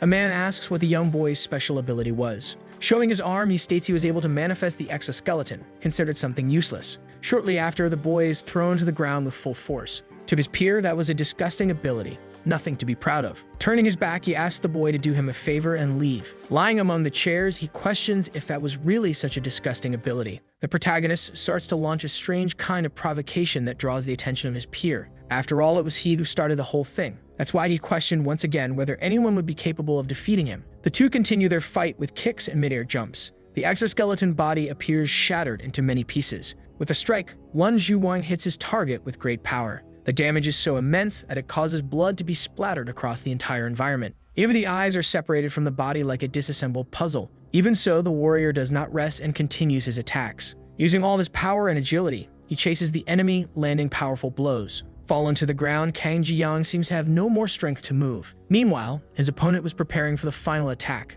Without wasting any more time, he drives the spear into Kang Jiyang's face. The monster's head is split in two almost immediately. Lun Zhuwang seems to be loving every second, letting out a slight smile. However, he doesn't stop there and is determined to end the war. Using all of his strength, he explodes the exoskeleton once and for all. However, he did not expect a claw to come in his direction. The environment between the buildings was already completely dark, but Lun Zhuwang seemed determined to finish the fight. With all his energy, he reveals his powers as a form of intimidation. The spear remains in his hands as he leaps for the decisive blow. With agility, the weapon pierces through the creature's chest. The impact causes him to fall into the deep waters. His body sinks deeper and deeper, but the protagonist tries to rise. His expression changes completely, not understanding the reason for it. Again, he begins to remember his mother's request, which was to smile. The exoskeleton continues to spread across his entire body. Underwater, he screams as if calling for help from someone who can't hear. Meanwhile, his opponent stops to sense the changes in the environment. In front of him, a portal forms like a whirlpool. A shadow begins to appear in the middle of the passage, revealing none other than the protagonist. Kang Jiyang's body appears to have been completely reconstituted. At that moment, the warrior realizes the magnitude of the problem he would have to face. Shortly after, an attack strikes him, causing his complete destruction. A green slime begins to spread across his face. His expression transforms completely with that disgusting liquid. Without wasting time, he kicks something in the air, ready to continue the fight. With the spear prepared, Lun Zhuwang is determined to dig the monster's grave. A powerful energy courses through his body, spreading tension in the atmosphere. The warrior manages to vanish as quickly as he can without the creature noticing. Once again, he uses his spear to display all of his precise movements. Weapons are embedded in Kang Jiyang's body, who can no longer move. His head scans the entire environment, seeming lost in the midst of chaos. Suddenly, something transforms, and it becomes a fireball completely engulfed in flames. Lun Zhuwang watches the brightness spread through the environment with admiration. He is so immersed in the scene that he doesn't notice when the object comes toward him like a meteor. To him, it was something dazzling and beautiful, truly admirable. A boy is lying on the ground with a spear stuck in his cheek. Curiously, the woman asks if he had been responsible for something. She removes a star that was inside his mouth. Her goal was to discover if he was responsible for the death of her little ones. The woman is shocked to realize he answered her question with an affirmation, implying he was the cause of the tragedy. However, she still seemed curious as she asked if he intended to face more than 100 million different hunters. A large explosion occurs at the scene and Taesu runs to protect the girl. Despite everything, that war wasn't something he could easily give up on. Taesu declares that he will be the one responsible for Kang Jiyang's death. There are animal hunters across the world, and although they are fighting among themselves now, eventually the battle would reach Korea. Kang Jiyang makes an unusual request. If someday they were to die while in battle, their powers should be absorbed. Even after death, part of them would still live on through Taesu as they were all companions. In the end, the boy agrees to his friend's request even without understanding it. Through a warm hug, he affirms that the three of them would remain together until the end. At that moment, all those happy memories come flooding back. Taesu knows he wasn't able to fulfill that promise. Meanwhile, the girl seems completely lost trying to understand what he was talking about. The same scene happens, but now without Tasu between the two young men. Messing with his phone, the boy is located on top of a tree, saying that his friends would soon die. Suddenly, like a shadow, he appears in front of his friends. His eyes are a glowing shade of blue, showing anger and irritation. At that moment, he tells the girl that he will need to avenge his friends. After leaving her in a safe place, he turns his back and walks away. Even after the explanations, she seems to not understand what was going on in Taesu's mind. Now he was ready for a massive battle against all of those soldiers. Lun Zhuhai, the top 2 in China, has the ability to revive dead hunters and control them as slaves. Through this ability, she holds control over all the hunters in China. That's why it wouldn't be wrong to think of her as China itself. Moreover, even a being like her could feel that something was wrong in that situation. He knew he was above the level of an SS rank hunter, or rather, he was able to transcend the limitations of the human being. Fear spread throughout the environment as the soldiers positioned themselves under the command of the girl. Although there was nothing left of their consciousness about themselves, the revived soldiers still screamed due to the instinct of survival. Finally, Lun Zhuhai gives the final command for them to fight, but something still remained within them that eased the fear. Even if they fell many times, they would be revived by the sovereign. Thus, there was no escape but to fight, even if hope still lingered in their bodies. Taesu was so incredible that he ended up defeating all of them. While laughing loudly, he began to feel pain throughout his body. He becomes completely lost when he realizes his head is hurting. Meanwhile, Lun Zhuhai firmly declares that she is China. Therefore, she would not allow the warrior to win the fight against her. However, he approaches the girl with a fatal blow. Her head is sent flying due to the powerful attack. A dark smoke covers the houses, spreading through the entire environment. In the shadows, a figure named Chao Min claims the place belongs to the Flame Sect. The warrior is taken prisoner, unable to believe she found herself in that situation. Tears stream down her face as she states that place was her home for generations. Before she can complete another sentence, her head is cut off. Hidden, the siblings watch that horrible scene, unable to do anything to help. The girl bursts into tears upon seeing all that destruction. With coldness, her brother cannot understand the reason for her crying. Both parents had died for being weak. Even so, the young girl cannot believe her brother wasn't even slightly disturbed. In reality, the boy had no feelings of compassion since his goal was to be considered the strongest. And when that happened, he would kill all the people who had ever wronged them. At that moment, she remembers her brother and his words. In the end, she believes she would die for being too weak. The figure of the warrior agrees with his sister. In his mouth is an object shaped like a star, something like a lollipop. Meanwhile, in Lun Zhuwang's fight, the fireball gets closer and closer. His eyes watch the intensity of the flame, realizing how beautiful it all was. Distracted by the image, he doesn't notice the attack coming toward him. Kang Jiang grabs his neck tightly and throws him backward. Quickly, a large portal opens and he is pushed inside. Lun Zhuhai doesn't seem to understand what's happening and looks confused, but it's too late for any movement and his body is already completely submerged in the passage. Before disappearing, he tightly grabs the monster's leg. His body hangs at the edge of the portal, unable to fight or defend himself. His best trick would be to use poison against his enemy. At that moment, the warrior realizes that the monster was much more incredible than he imagined. Moreover, he was curious to know if that was the place the creature came from. He finally understood how he could be so strong. As he places his feet on the ground, he begins to admit something he didn't want to. Among all the opponents he had fought before, that one was certainly the strongest of them all. With a blow, he throws the exoskeleton body backward. He was determined to make him the first to experience all of his power through the poisonous ability. That ability is the equivalent of all poisons in the world combined into one sun. Now he was ready to pose a question, wanting to know if the opponent would be capable of facing him in that form. As the poison spreads through his body, he attempts another type of movement. Quickly, Lun Zhuguang is struck by the monster's claws. A completely different feeling passes through his body. It was something comparable to the first time he put candy in his mouth. Beside him, his father smiled, showing all the pride he felt for his son. After his first fight, his first victory. Shortly after came many consecutive victories, and he grew up as a true winner.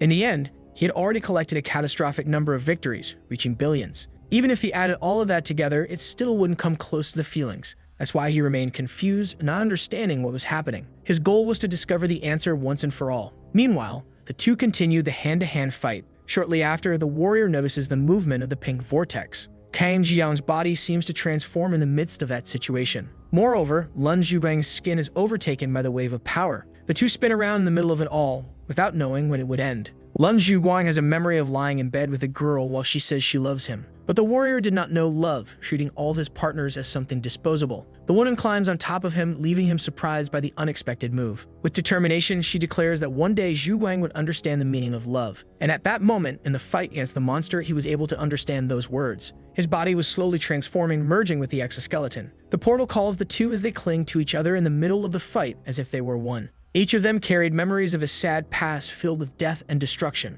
The portal grew more powerful, trying to absorb even the building. Smoke spread everywhere, showing that the fight continued. In the end, the pieces were scattered on the ground like shards of glass or pieces of a puzzle. Inside the building, the woman tried to walk slowly with the help of the girl beside her. Her sad eyes watched the scene in front of her. At that moment, she felt the presence of her son and called out to him. Meanwhile, the girl stands in front of a dark cave. Fear overflows from her eyes as she sees the horrible scene in front of her. Powerless, Taesu returns from battle with one arm missing. Yeju runs to help the fighter, showing how distressed and worried she was. The man wondered how things ended up that way. After all he ever wanted was to be loved. The young woman embraced him warmly while the figure approached. Through her tears, Yeju opened her eyes and was able to see who was arriving. The Japanese hunter Hanam, full of scars, seemed ashamed to be in that place. Curiously, she asks if Taesu was gathering people to take revenge on Kang Ji-young. Upon hearing that name, the warrior turns his face toward the woman. However, she was not the only one willing to help. Rumors said he was a hunter capable of reviving even those who had already died. That's why she begged him to revive the frozen hunter she carried in her hands.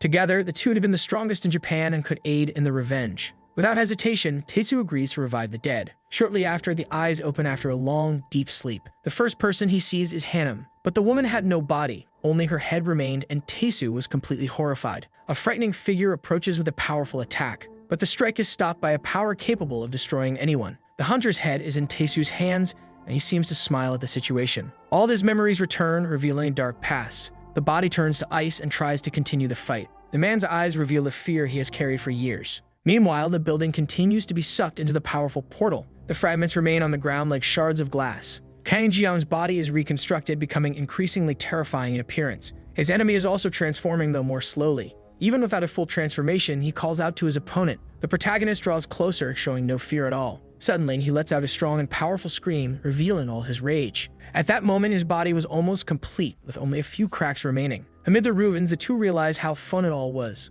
Lun Zhuguang remembers his father's request, saying the boy should become strong. Strong enough not to go through something as devastating as that. Strong enough to be able to defeat even his own father. Shortly after, the child cuts off his father's head. At that moment, his eyes overflow with joy. Celebrating, he shows that he has just defeated him. Meanwhile, the fire spreads throughout the region. The boy keeps calling for his father, who does not respond. Returning to the present, Lun Zhuguang remembers that haunting moment of his life. At that moment, he realizes he lost the fight and calls for his father. The blacksmith Gao Yabong watches the scene closely and seems to suffer for his master. Quickly, he throws himself toward his fallen body on the ground. With his hammer, he declares that the sovereign was finally dead. However, his action is immediately stopped. Now only the protagonist remains, still standing in the same place. Energy radiates throughout his skeleton. In that place, the destruction was complete, with corpses scattered everywhere. One by one, the bodies began to float on the river of blood. Still, the warrior couldn't move and remained motionless. Shortly after, an arrow pierced through his head without him noticing the blow from behind. Even completely wounded, a warrior was willing to finish off Kang Ji-young. Realizing what he had done, he gave a small approving smile. Another weapon is thrown into the monster's skull. Quickly, more fighters gather in that space.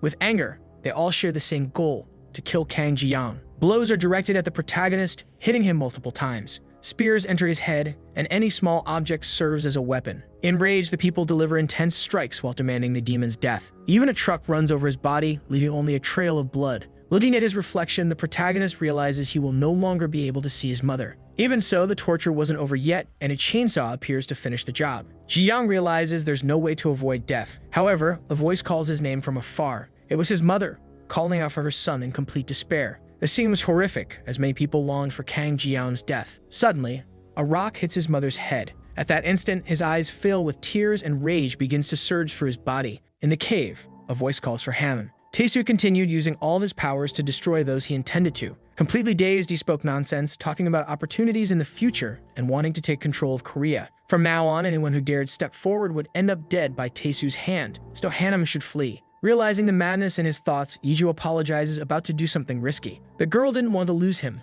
so she decided to try sealing his powers. From inside the house, shouting became increasingly aggressive. Yeju's father frequently beat her mother, and all that anger was simply because her mother was autistic. Both the crisis of portal ruptures and the awakening of hunters were a complete disaster for their family. Her mother couldn't control her ability, and as a result, her father died instantly. Given her psychological state and due to her children, she was granted parole. At the time, Yeju thought things would finally get better. But her brother didn't think the same way. After that day, he started working outside and behaving violently at home with everyone around him. Days passed, and he grew worse and worse, destroying everything in sight. It was during that time that Yeju awakened as a hunter. Every night, she wished to earn a large sum of money and escape that hell. However, one day while sleeping, something strange happened. Suddenly, her brother stormed into her room looking for her. With a blow, he threw his sister out of the house. The girl tried to run, but couldn't since her brother was much stronger and determined to hurt her. Even begging for help, no one heard her in the stillness of the night. The boy tried to restrain his sister in every way, asking her to stay still. Hearing the screams, the family's matriarch appeared to help her daughter.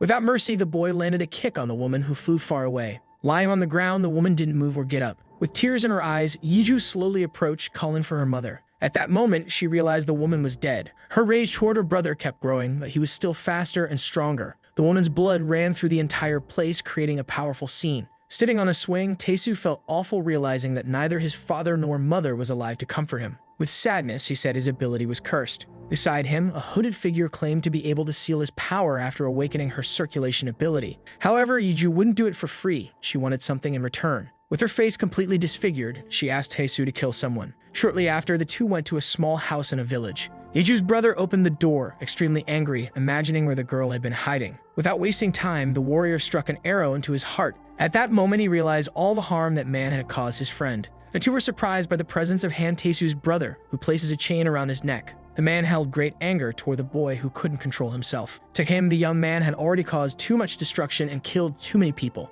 Yeju begins to reveal all her powers, ready to defend her companion. She is quickly stopped by the man in the suit, who doesn't seem to feel threatened at all. Even so, Taesu seems to do everything he can to escape his brother's grasp. The woman casts a spell on the man's back, trying to help the boy. Shortly after, the chain around his neck breaks, freeing the young man. While begging for his brother's forgiveness, something strikes his chest. With the danger past, the two gather to discuss their next steps. Yeju seemed very worried about what had just happened, but Taesu asked her to relax. After all, he already had a plan ready to be executed in his mind. Han Taesu states clearly that he would protect Yeju forever. Meanwhile, the huntress did everything she could to try to seal the boy's powers, but she is stopped by him when he notices her stealthy approach. Realizing her intentions, he becomes enraged and launches a fatal strike in her direction. Tears begin to form in his eyes as he realizes what he was capable of doing to his friend. Without thinking twice, he tries to use his powers to revive Yeju. But from the pool of blood, a hand begins to emerge containing an eye and a mouth. The young man says he closed almost all the portals in the world. Therefore, that one would be his last, with no chance of another. He remains standing in the same place, waiting for Kang Jiyan's attack. His eyes shine intensely as a substance flows through his body. At that moment, he realizes this would be the final farewell to the monster.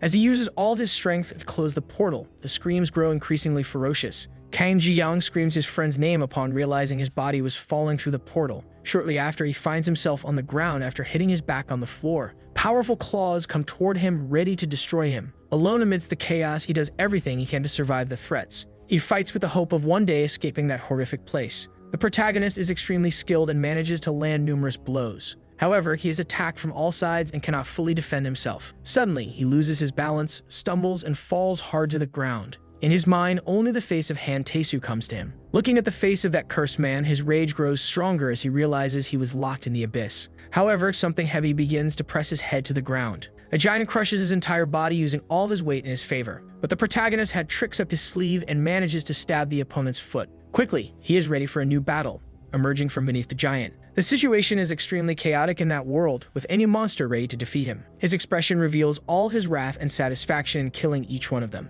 With a scream, he realizes he was ready to face the worst day of his life. Meanwhile, the city seemed calm without major issues. The news reported that the Bloodgate incident 6 years ago claimed hundreds of lives. Upon hearing his name referenced as a national hero, a spear strikes the television. Taesu looked extremely irritated while his companions were confused. One of the women noticed a certain coldness in his body in his final moments. At that instant, his thoughts turned to Yeju with a terrifying memory. Shortly after, he blew up the body of the woman next to him. The other woman becomes extremely nervous and starts to scream. As she runs for her life, a woman with black hair appears. Opening the door, she says none of this would help ease Han Taesu's pain. Calmly, she places one of her knees on the bed. Touching his face gently, she releases a bit of power, claiming she can heal him. Taesu notices tears streaming down his face uncontrollably. Back to the fight, people seem to be cheering almost entirely for the hunter. Suddenly, his body transforms into colorful threads and he disappears from everyone's sight. Meanwhile, the rain intensified at the playground. Han Taesu returns to the swing, constantly remembering his friend who was no longer there. Next to him,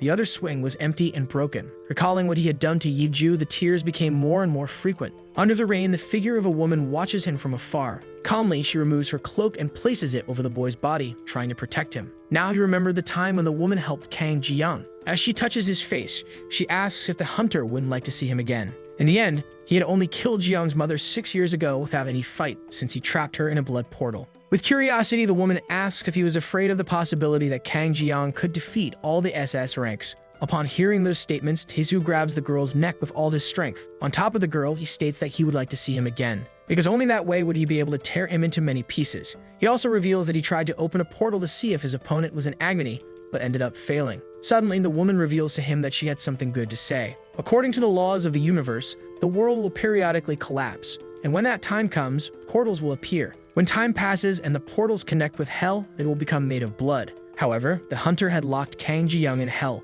and the ruler of that place will find him sooner or later. Then Tae-soo would be able to find him soon. After making the revelation, the woman asks him to wait for the right moment and live normally. Leaving the man completely confused, she puts on her slippers and walks away. But he holds the woman with his arms, realizing that he didn't really know her. His eyes reveal all the distrust held in his mind. With a smile on her face, the girl doesn't seem at all afraid of the threats and enjoys the young man's curiosity. Noticing all the longing in the man's face, she decided to tell the truth. The ruler of hell was called Pale, the most powerful of all creatures. Once all the portals in the world become blood portals, he will be able to summon the army and destroy the world. He has already ruined dozens of hundreds of worlds, but that was the first time all the portals had been closed. Creating portals is the law of the universe, and not even Pale can do that. But Ji-young, who escaped from hell and created dimensional cracks with Pale's power, could even open portals. So when Ji-young fell again, Pale sensed the human mana and tried to find him but failed. That's why the warrior ended up becoming a complete monster. After a long 6-year search, Pale was able to find him. The colors of the room changed to an intense red.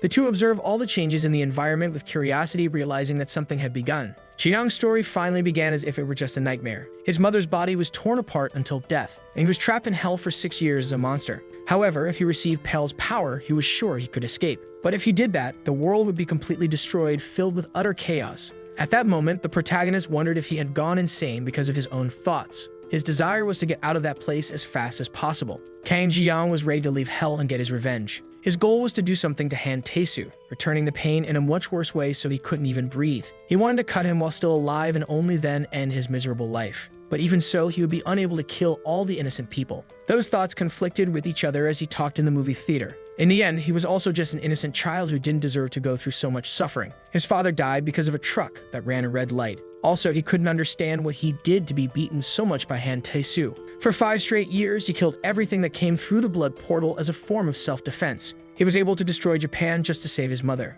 In Lucas's case, it was different since he was an idiot who kept talking nonsense. Even when he had the power to help, he wasn't able to, because the Chinese guy tried to show off and ended up dying too. And if it weren't for him, he could be living with his mother. At that moment, he realized he couldn't be sure if he was truly at peace with his mother, because no matter what he did, in the end, Han Tae-soo would come to kill her. Anyway, he decided to be completely honest with his mother. He had already killed countless innocent people along the way, and now he had a different feeling, as if he wanted them all to die. Shortly after, his story comes to an end, showing all the main details. The type of screen on the big screen announces the movie was over. Kang Ji-young seemed to have enjoyed it all, letting out a laugh. Now he didn't care about anything anymore and was willing to do whatever it took. But the movie wasn't really over yet, as there were still some credits. Anyway, thanks to the national hero Han Tae-soo, the world has been delighting in peace for a long time. Everyone was very, very happy that Kang Ji-young was locked in a blood portal. However, that story was not over yet and people could feel it. The warrior rises from the seat and heads toward Earth, unleashing all his powers. His mother, torn in half, warns that all that remains is the void. Kang Ji-young slices the screen in two, ready to put his plan into action. Tears stream down his face as he reflects on all that was left. Meanwhile, the portal grows larger and larger in the middle of the city's sky. The impact is so great that the window shatters into 1,000 pieces. Han Tae-soo is ready for the battle about to begin against his worst enemy. With wings, the monster crosses the portal in an imposing manner. The hunter is completely shocked by what he sees and feels fear spreading through his body. Kang Ji-young looks like something completely different, stronger and more powerful. Tae-soo begins his transformation to be able to deal with that kind of threat. Behind the protagonist are several hellish creatures ready to defeat any ally. On the other side, the warrior multiplies into several people to fight the hellish monster. Suddenly, an explosion takes over the place, increasing the brightness more and more. Kang Ji-young appears controlling a creature made of bones that charges toward Han Tae-soo. The monsters that emerge from the portal continue to spread in all directions. The destruction becomes more frequent, signaling that something horrible was coming.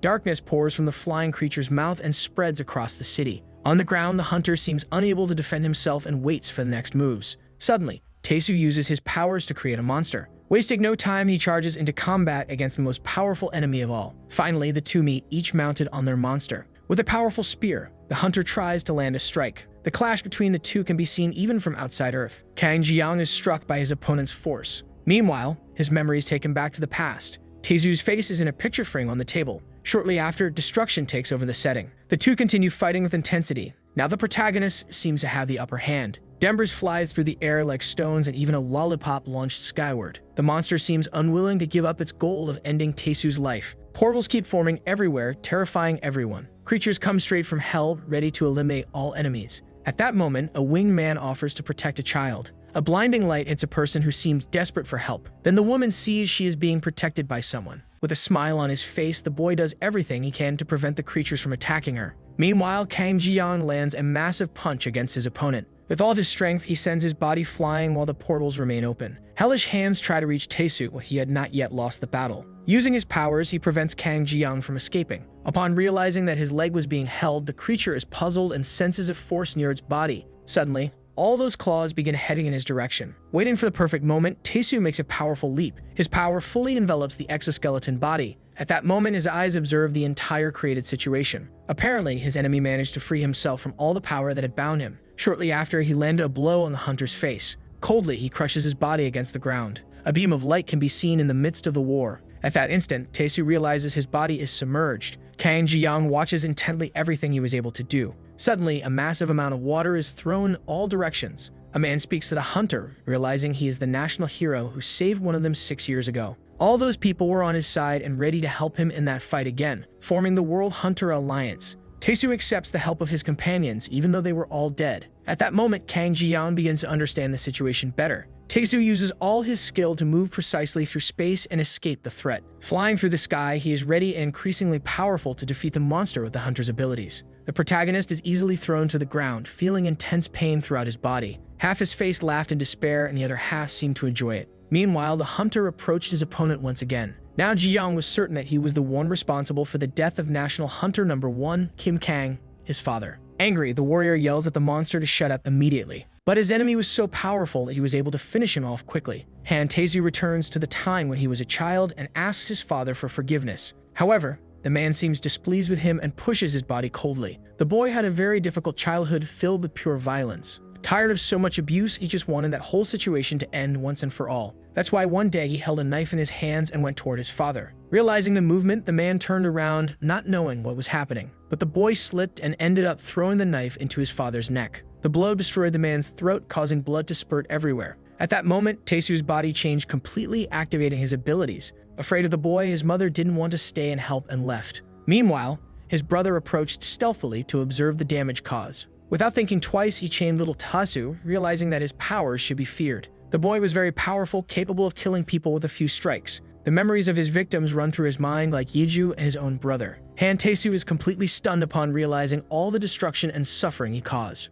Shortly after, his head is on the pillow inside his apartment. Faces continue to pile up one on top of another, revealing all his victims. Taesu panics upon opening his eyes and noticing all those faces surrounding him. Yeju mounts on top of him and tries to reach his eyes, creating painful injuries. The situation becomes more and more dangerous and frightening, with no way to escape. Suddenly, he gets up from bed, waking from a nightmare. Beside him, the girl with black hair looks worried. She knew about his suffering because of the mana and their memories. The hero had many people inside him, so many it was impossible to count. That healer didn't have the ability to seal people's abilities. And Taesu becomes more and more desperate, realizing he couldn't handle all of it alone. Tired, he begs for everything to end immediately. His darkest desire was to meet Yeju again. Taesu tried to revive the deceased countless times, but he was never successful, feeling useless and not knowing what to do. However, he was able to discover a new method. Time and space can be distorted using immense gravitational force, and now his goal was to go back in time before Yeju's death. Using gravity as a base, he experimented with a combination of 14,589 abilities. He destroyed countless continents and nearly lost his life dozens of times. In the end, he succeeded in going back in time, but there was a fatal flaw. No matter what he did, he couldn't return to the time he wanted. So he would be unable to go back before Yeju's death. That timeline had been cut off, perhaps due to the portal closures. But deep down, he knew that was impossible. Hantesu knew there had to be a way and was determined to find it, trying all kinds of methods, to the point of traveling back in time an infinite number of times. But in all of them, he ended up failing one way or another. In the end, he became so tired that he stopped with those ideas. Taesu blamed Kang Ji-young for everything that happened to him. Therefore, he wanted to be sure to kill the monster before he died. In fact, the hunter was sure that he himself would never die. Using all his powers, he activated his abilities to fight his enemy. Everything within his body would be used as fuel for that battle. Inside the apartment, the news reported that the blood portal incident 6 years ago claimed hundreds of lives. Upon hearing his name, Taesu throws a weapon into the middle of the television. About 24 hours earlier, Han Taesu was ready to face everything. He had finally managed to go back in time to his first attempt.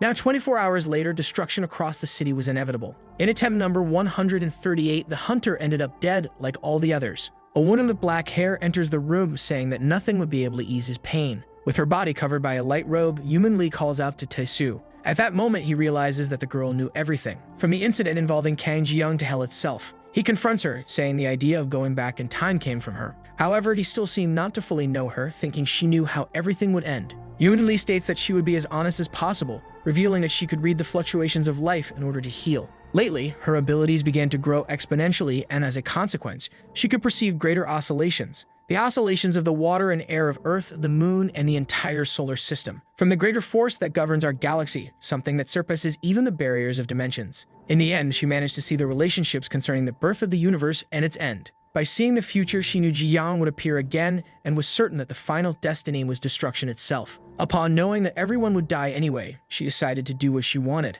She had never seen anything like what was happening to Han Taesu in that future. Yumin Lee states that it was not a lie, begging him to believe her words. Now Taesu harbored some doubts within himself. His greatest wish was to discover how to kill Kang Ji-young once and for all. Shortly after, the woman informs him that it was absolutely impossible. Meanwhile, the hunter dies in his first attempt to return in time. But he was already prepared for a second and uses the method again. Kang Ji-young was a very difficult opponent to defeat, having acquired the power of hell itself. Once more, Taesu is ready for a new attempt to kill his enemy, even if he were the strongest person in the world and traveled back in time countless times. Meanwhile, the attempts reach the 7th world, gradually approaching number 40. In the end, killing Ji-young is something completely impossible to accomplish. In the 138th attempt, Han Taesu ends exactly like the others, with the hero's head cut off. After that, he went back in time and tortured Yumin Lee, but as expected, she was not lying. Therefore, perhaps he could not kill his opponent. That idea reverberates in his mind, making him increasingly irritated. 6 years ago, he discovered the limit point of time travel. For that reason, he was willing to bring Kang Ji-young's mother back to end everything. But as expected, no matter how hard one tries, reviving someone who is not awakened remains impossible.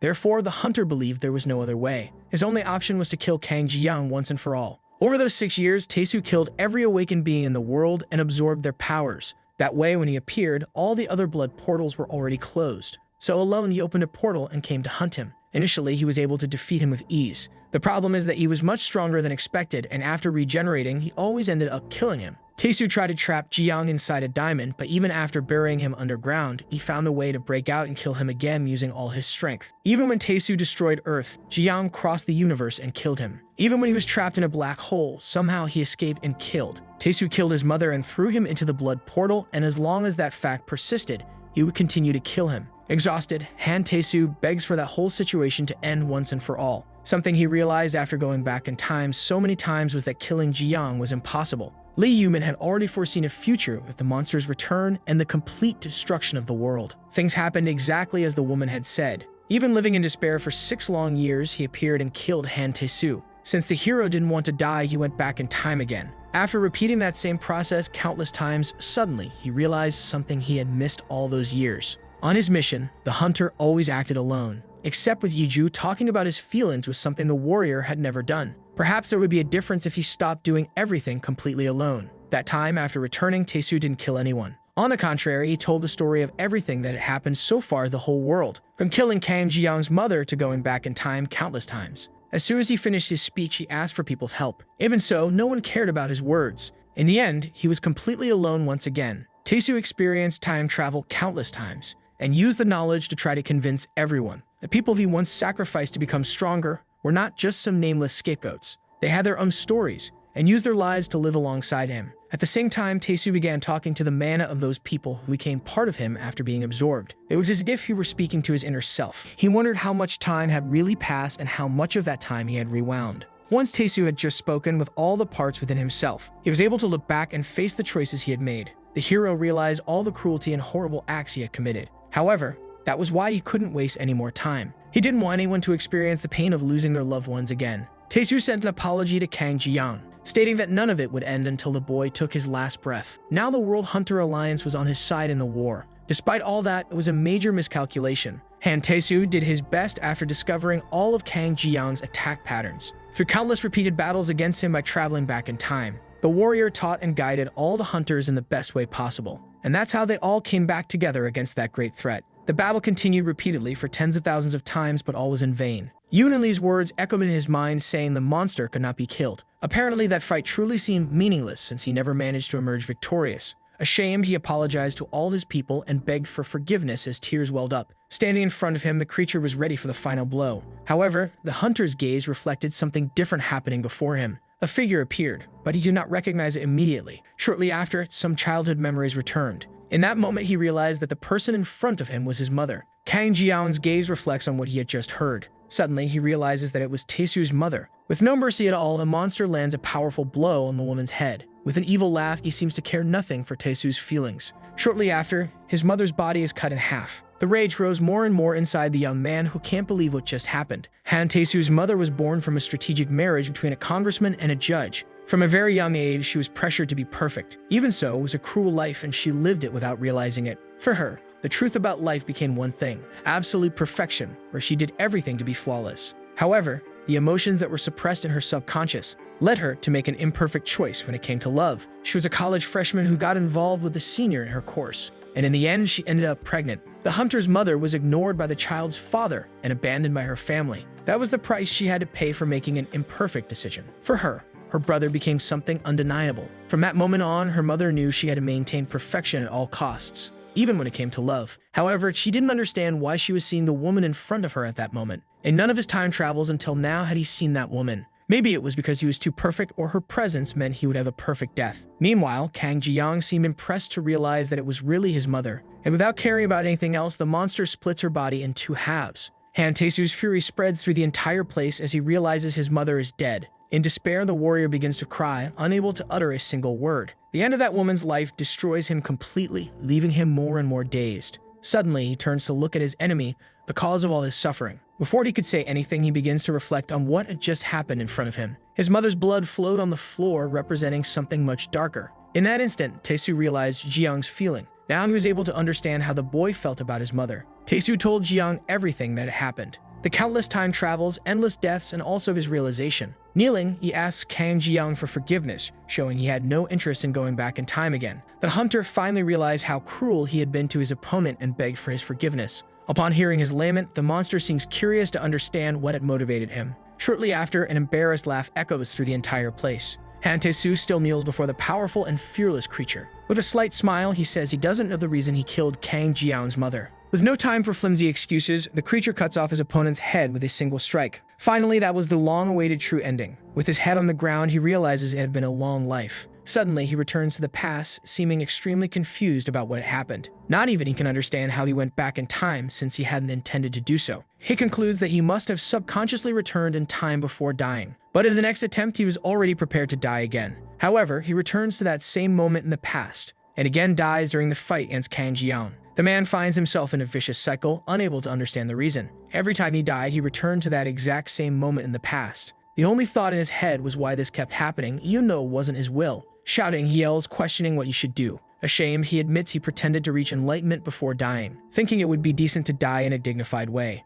In complete despair, he begs for death, saying he no longer wanted to live. His final wish was to die once and for all and not resurrect. But none of that happens, and he finds himself in the same place as always. His name is called repeatedly, which makes him increasingly furious. When he completely loses his patience, a voice asks him to calm down. In front of him, Lee Yumin appears with a calm and mysterious expression. The man approaches the girl, questioning if she knew anything about it. Unable to escape that loop, he begs for the healer's help. As mana accumulated over the fabric of time, causality became distorted. Thus, his own time was closed off, and now every time he dies, he will return to that point in time. And as long as he goes back 6 years, he will be killed by Ji-young, no matter what he does. Lee Yumin explains that Taesu would just keep dying endlessly forever, every time. His expression is filled with complete agony as he realizes everything that awaited him. Again, he asked himself who that woman really was. Taesu becomes increasingly terrified as he looks at Lee Yumin. An evil laugh spreads throughout the place, creating an atmosphere of tension. Meanwhile, Kang Ji-young once again defeats Taesu. The force behind him was Pal, the ruler of Hell. Suddenly, the skulls begin to move, sensing a strange approach. Standing still, the protagonist watches the entire scene and the portals that open in the sky. Shortly after, the creatures completely disappear from his view, and he is intrigued. Behind him, a figure begins to appear and stealthily calls his name. It was none other than Lee Yumin, who was congratulating him on the good work. The administrator of Hell, Pale, was capable of reducing worlds to dust. He lost his sense of identity as well as the reason for his actions. Everything that remained was destruction and devastation. But suddenly, he felt a wave of loneliness fall over him. Then Pale tried to create life but failed every time. In a new attempt, he tore out his own heart and created a daughter who could live as his alter ego. At that moment, Kang Ji-young realizes the girl's true identity. Despite everything, the girl was a human. Living in hell is impossible for her, because she was abandoned at birth outside the gates, 4,500,000,000 years ago on a newly formed Earth. The girl who was going to die, but because of Pale's heart, she never could. As long as they remained in different dimensions, she would return to life even if she died. The most despairing thing was that she could not find Pale until Earth was destroyed again. She lived hundreds of millions of years alone, consumed by loneliness and hatred. Deep down, she knew no one would be able to understand or even grasp what people meant to her. When she finally came into contact with some humans, she fell hopelessly in love without thinking of the consequences. She began to forget her loneliness and lived her days happily. But over time, she left the love of her life behind. Then she loved again, and this time she even had children and saw them have children of their own. She also witnessed them giving birth to their own children, too, and accepted every farewell. She met new people through times immemorial. She had countless loves, but all of them died, leaving her behind. And loneliness crept back into the girl. Throughout her life, she was able to endure and overcome unforgettable pain. But that was something that could never be overcome. And only then was she able to understand her father. Pale tried to end himself, even offering his heart to escape loneliness. And it was at that moment that your heart revealed the future. The only future in which she could meet him again. The girl says that future was to unleash the fury of a blood portal through Kang Ji-young. Confused, the monster fails to understand her words. The fact that someone could overcome monstrosification, escape from hell, and create a dimensional rift was something only he could achieve. The protagonist realizes he was used by the girl, but she disagrees. Pensive, he remembers everything that happened with his parents. At that moment, he realizes that all those actions were caused by the woman in front of him. Upon reaching his conclusions, he launches an attack intending to destroy Lee Yumin. However, the girl moves faster and destroys the exoskeleton of his body. In his visions, his future ended immediately at that moment. The woman explains that because of him, Taesu was given the most miserable death possible. The hunter would be trapped in a loop, dying endlessly during the wars against Ji-young. Even so, she asks him not to worry, as everything would end now. As soon as she was in the same dimension as her father, she could die in peace. And if she died there, her father would also die. The day she truly began to understand her father's loneliness was the day she made her decision. She was willing to meet him again and reduce the world to ashes. Thus, with her death, she would take him with her to break the cycle of loneliness. Lee Yumin removes her heart from her chest. Kang Ji-young watches the scene with a certain agony in his eyes. The woman declares that the protagonist was no different, as even while suffering, he always clung to life because of his mother. However, that wasn't love. It was, in fact, loneliness. Love, a cruel disappointment, a fragile illusion to seal the cracks in the soul, capable of numbing loneliness but never fully erasing it, a curse disguised as salvation. But now is time to put an end to all of it once and for all. With nervousness in her voice, Lee Yumin asks if her father ever hated her. Not understanding who is asking, Pale replies that the girl was his daughter and other half. Therefore, hating her would be something extremely impossible and unlikely. Kang Ji-young doesn't understand anything the two are doing.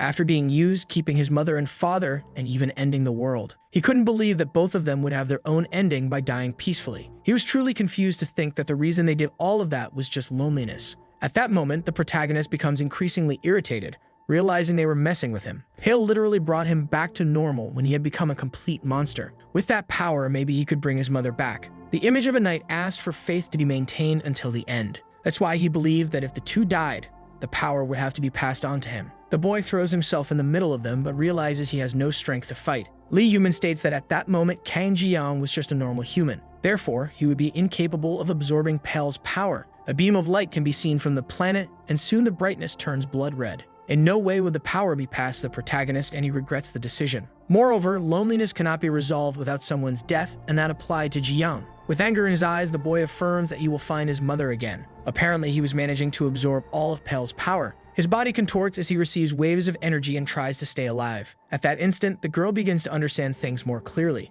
Maybe that was the future seen in her visions. Soon after, a surge of energy hits the environment. The light reverberates throughout the place, increasingly heightening the tension in the atmosphere. Soon the city turns to smoke and the globe is engulfed in flames. An intense explosion is surrounded by shades of yellow, red, and orange, indicating fire and destruction. In outer space, a stellar phenomenon appears in the center, conveying a feeling of serenity. Shortly after, an explosion of light and color spreads, enhancing the sense of vastness and depth. Meanwhile, in the midst of darkness, a skull floats still unconscious. Moving its limbs, it begins to awaken from its deep sleep and look at its body. At that moment, it was unable to remember what it was trying to do. Furthermore, it didn't even seem to know its name or who it was. However, memories gradually return and it realizes it is the administrator of Hell. A skeletal figure, pale, seems to reflect on everything that has just happened. Inside the portal, the ruler of Hell seemed confused, trying to piece everything together. Once again, he found himself in the midst of loneliness with no one by his side. The administrator of Hell, pale, for an eternity of times, eradicated worlds. Along with that, he lost his sense of identity and also the reasons behind his actions, replacing them with destruction and devastation. Suddenly, he felt a wave of loneliness fall upon him. So he tried to create life, but failed every time. In a new attempt, he tore out his own heart and created a daughter who would live with his other half. But the story repeated itself, and the girl grew up alone outside the gates of Hell. Even meeting people along her path, in the end, only she remained for billions of years. Kang Ji-young ended up suffering throughout his life, losing loved ones. Later, he was dragged to Hell, where he transformed into a terrible and frightening monster. His actions were the same, killing anyone who got in his way. In the end, he had all the power in his hands and was ready to destroy anyone. The loop and the loss of identity caused him to live the cycle infinitely. In the end, he becomes Pale, the administrator of Hell, and due to his loneliness, he was condemned to live in all over again. So the video ends here. If you don't want to miss the next part, activate the notification bell, and see you next time on Tob's channel.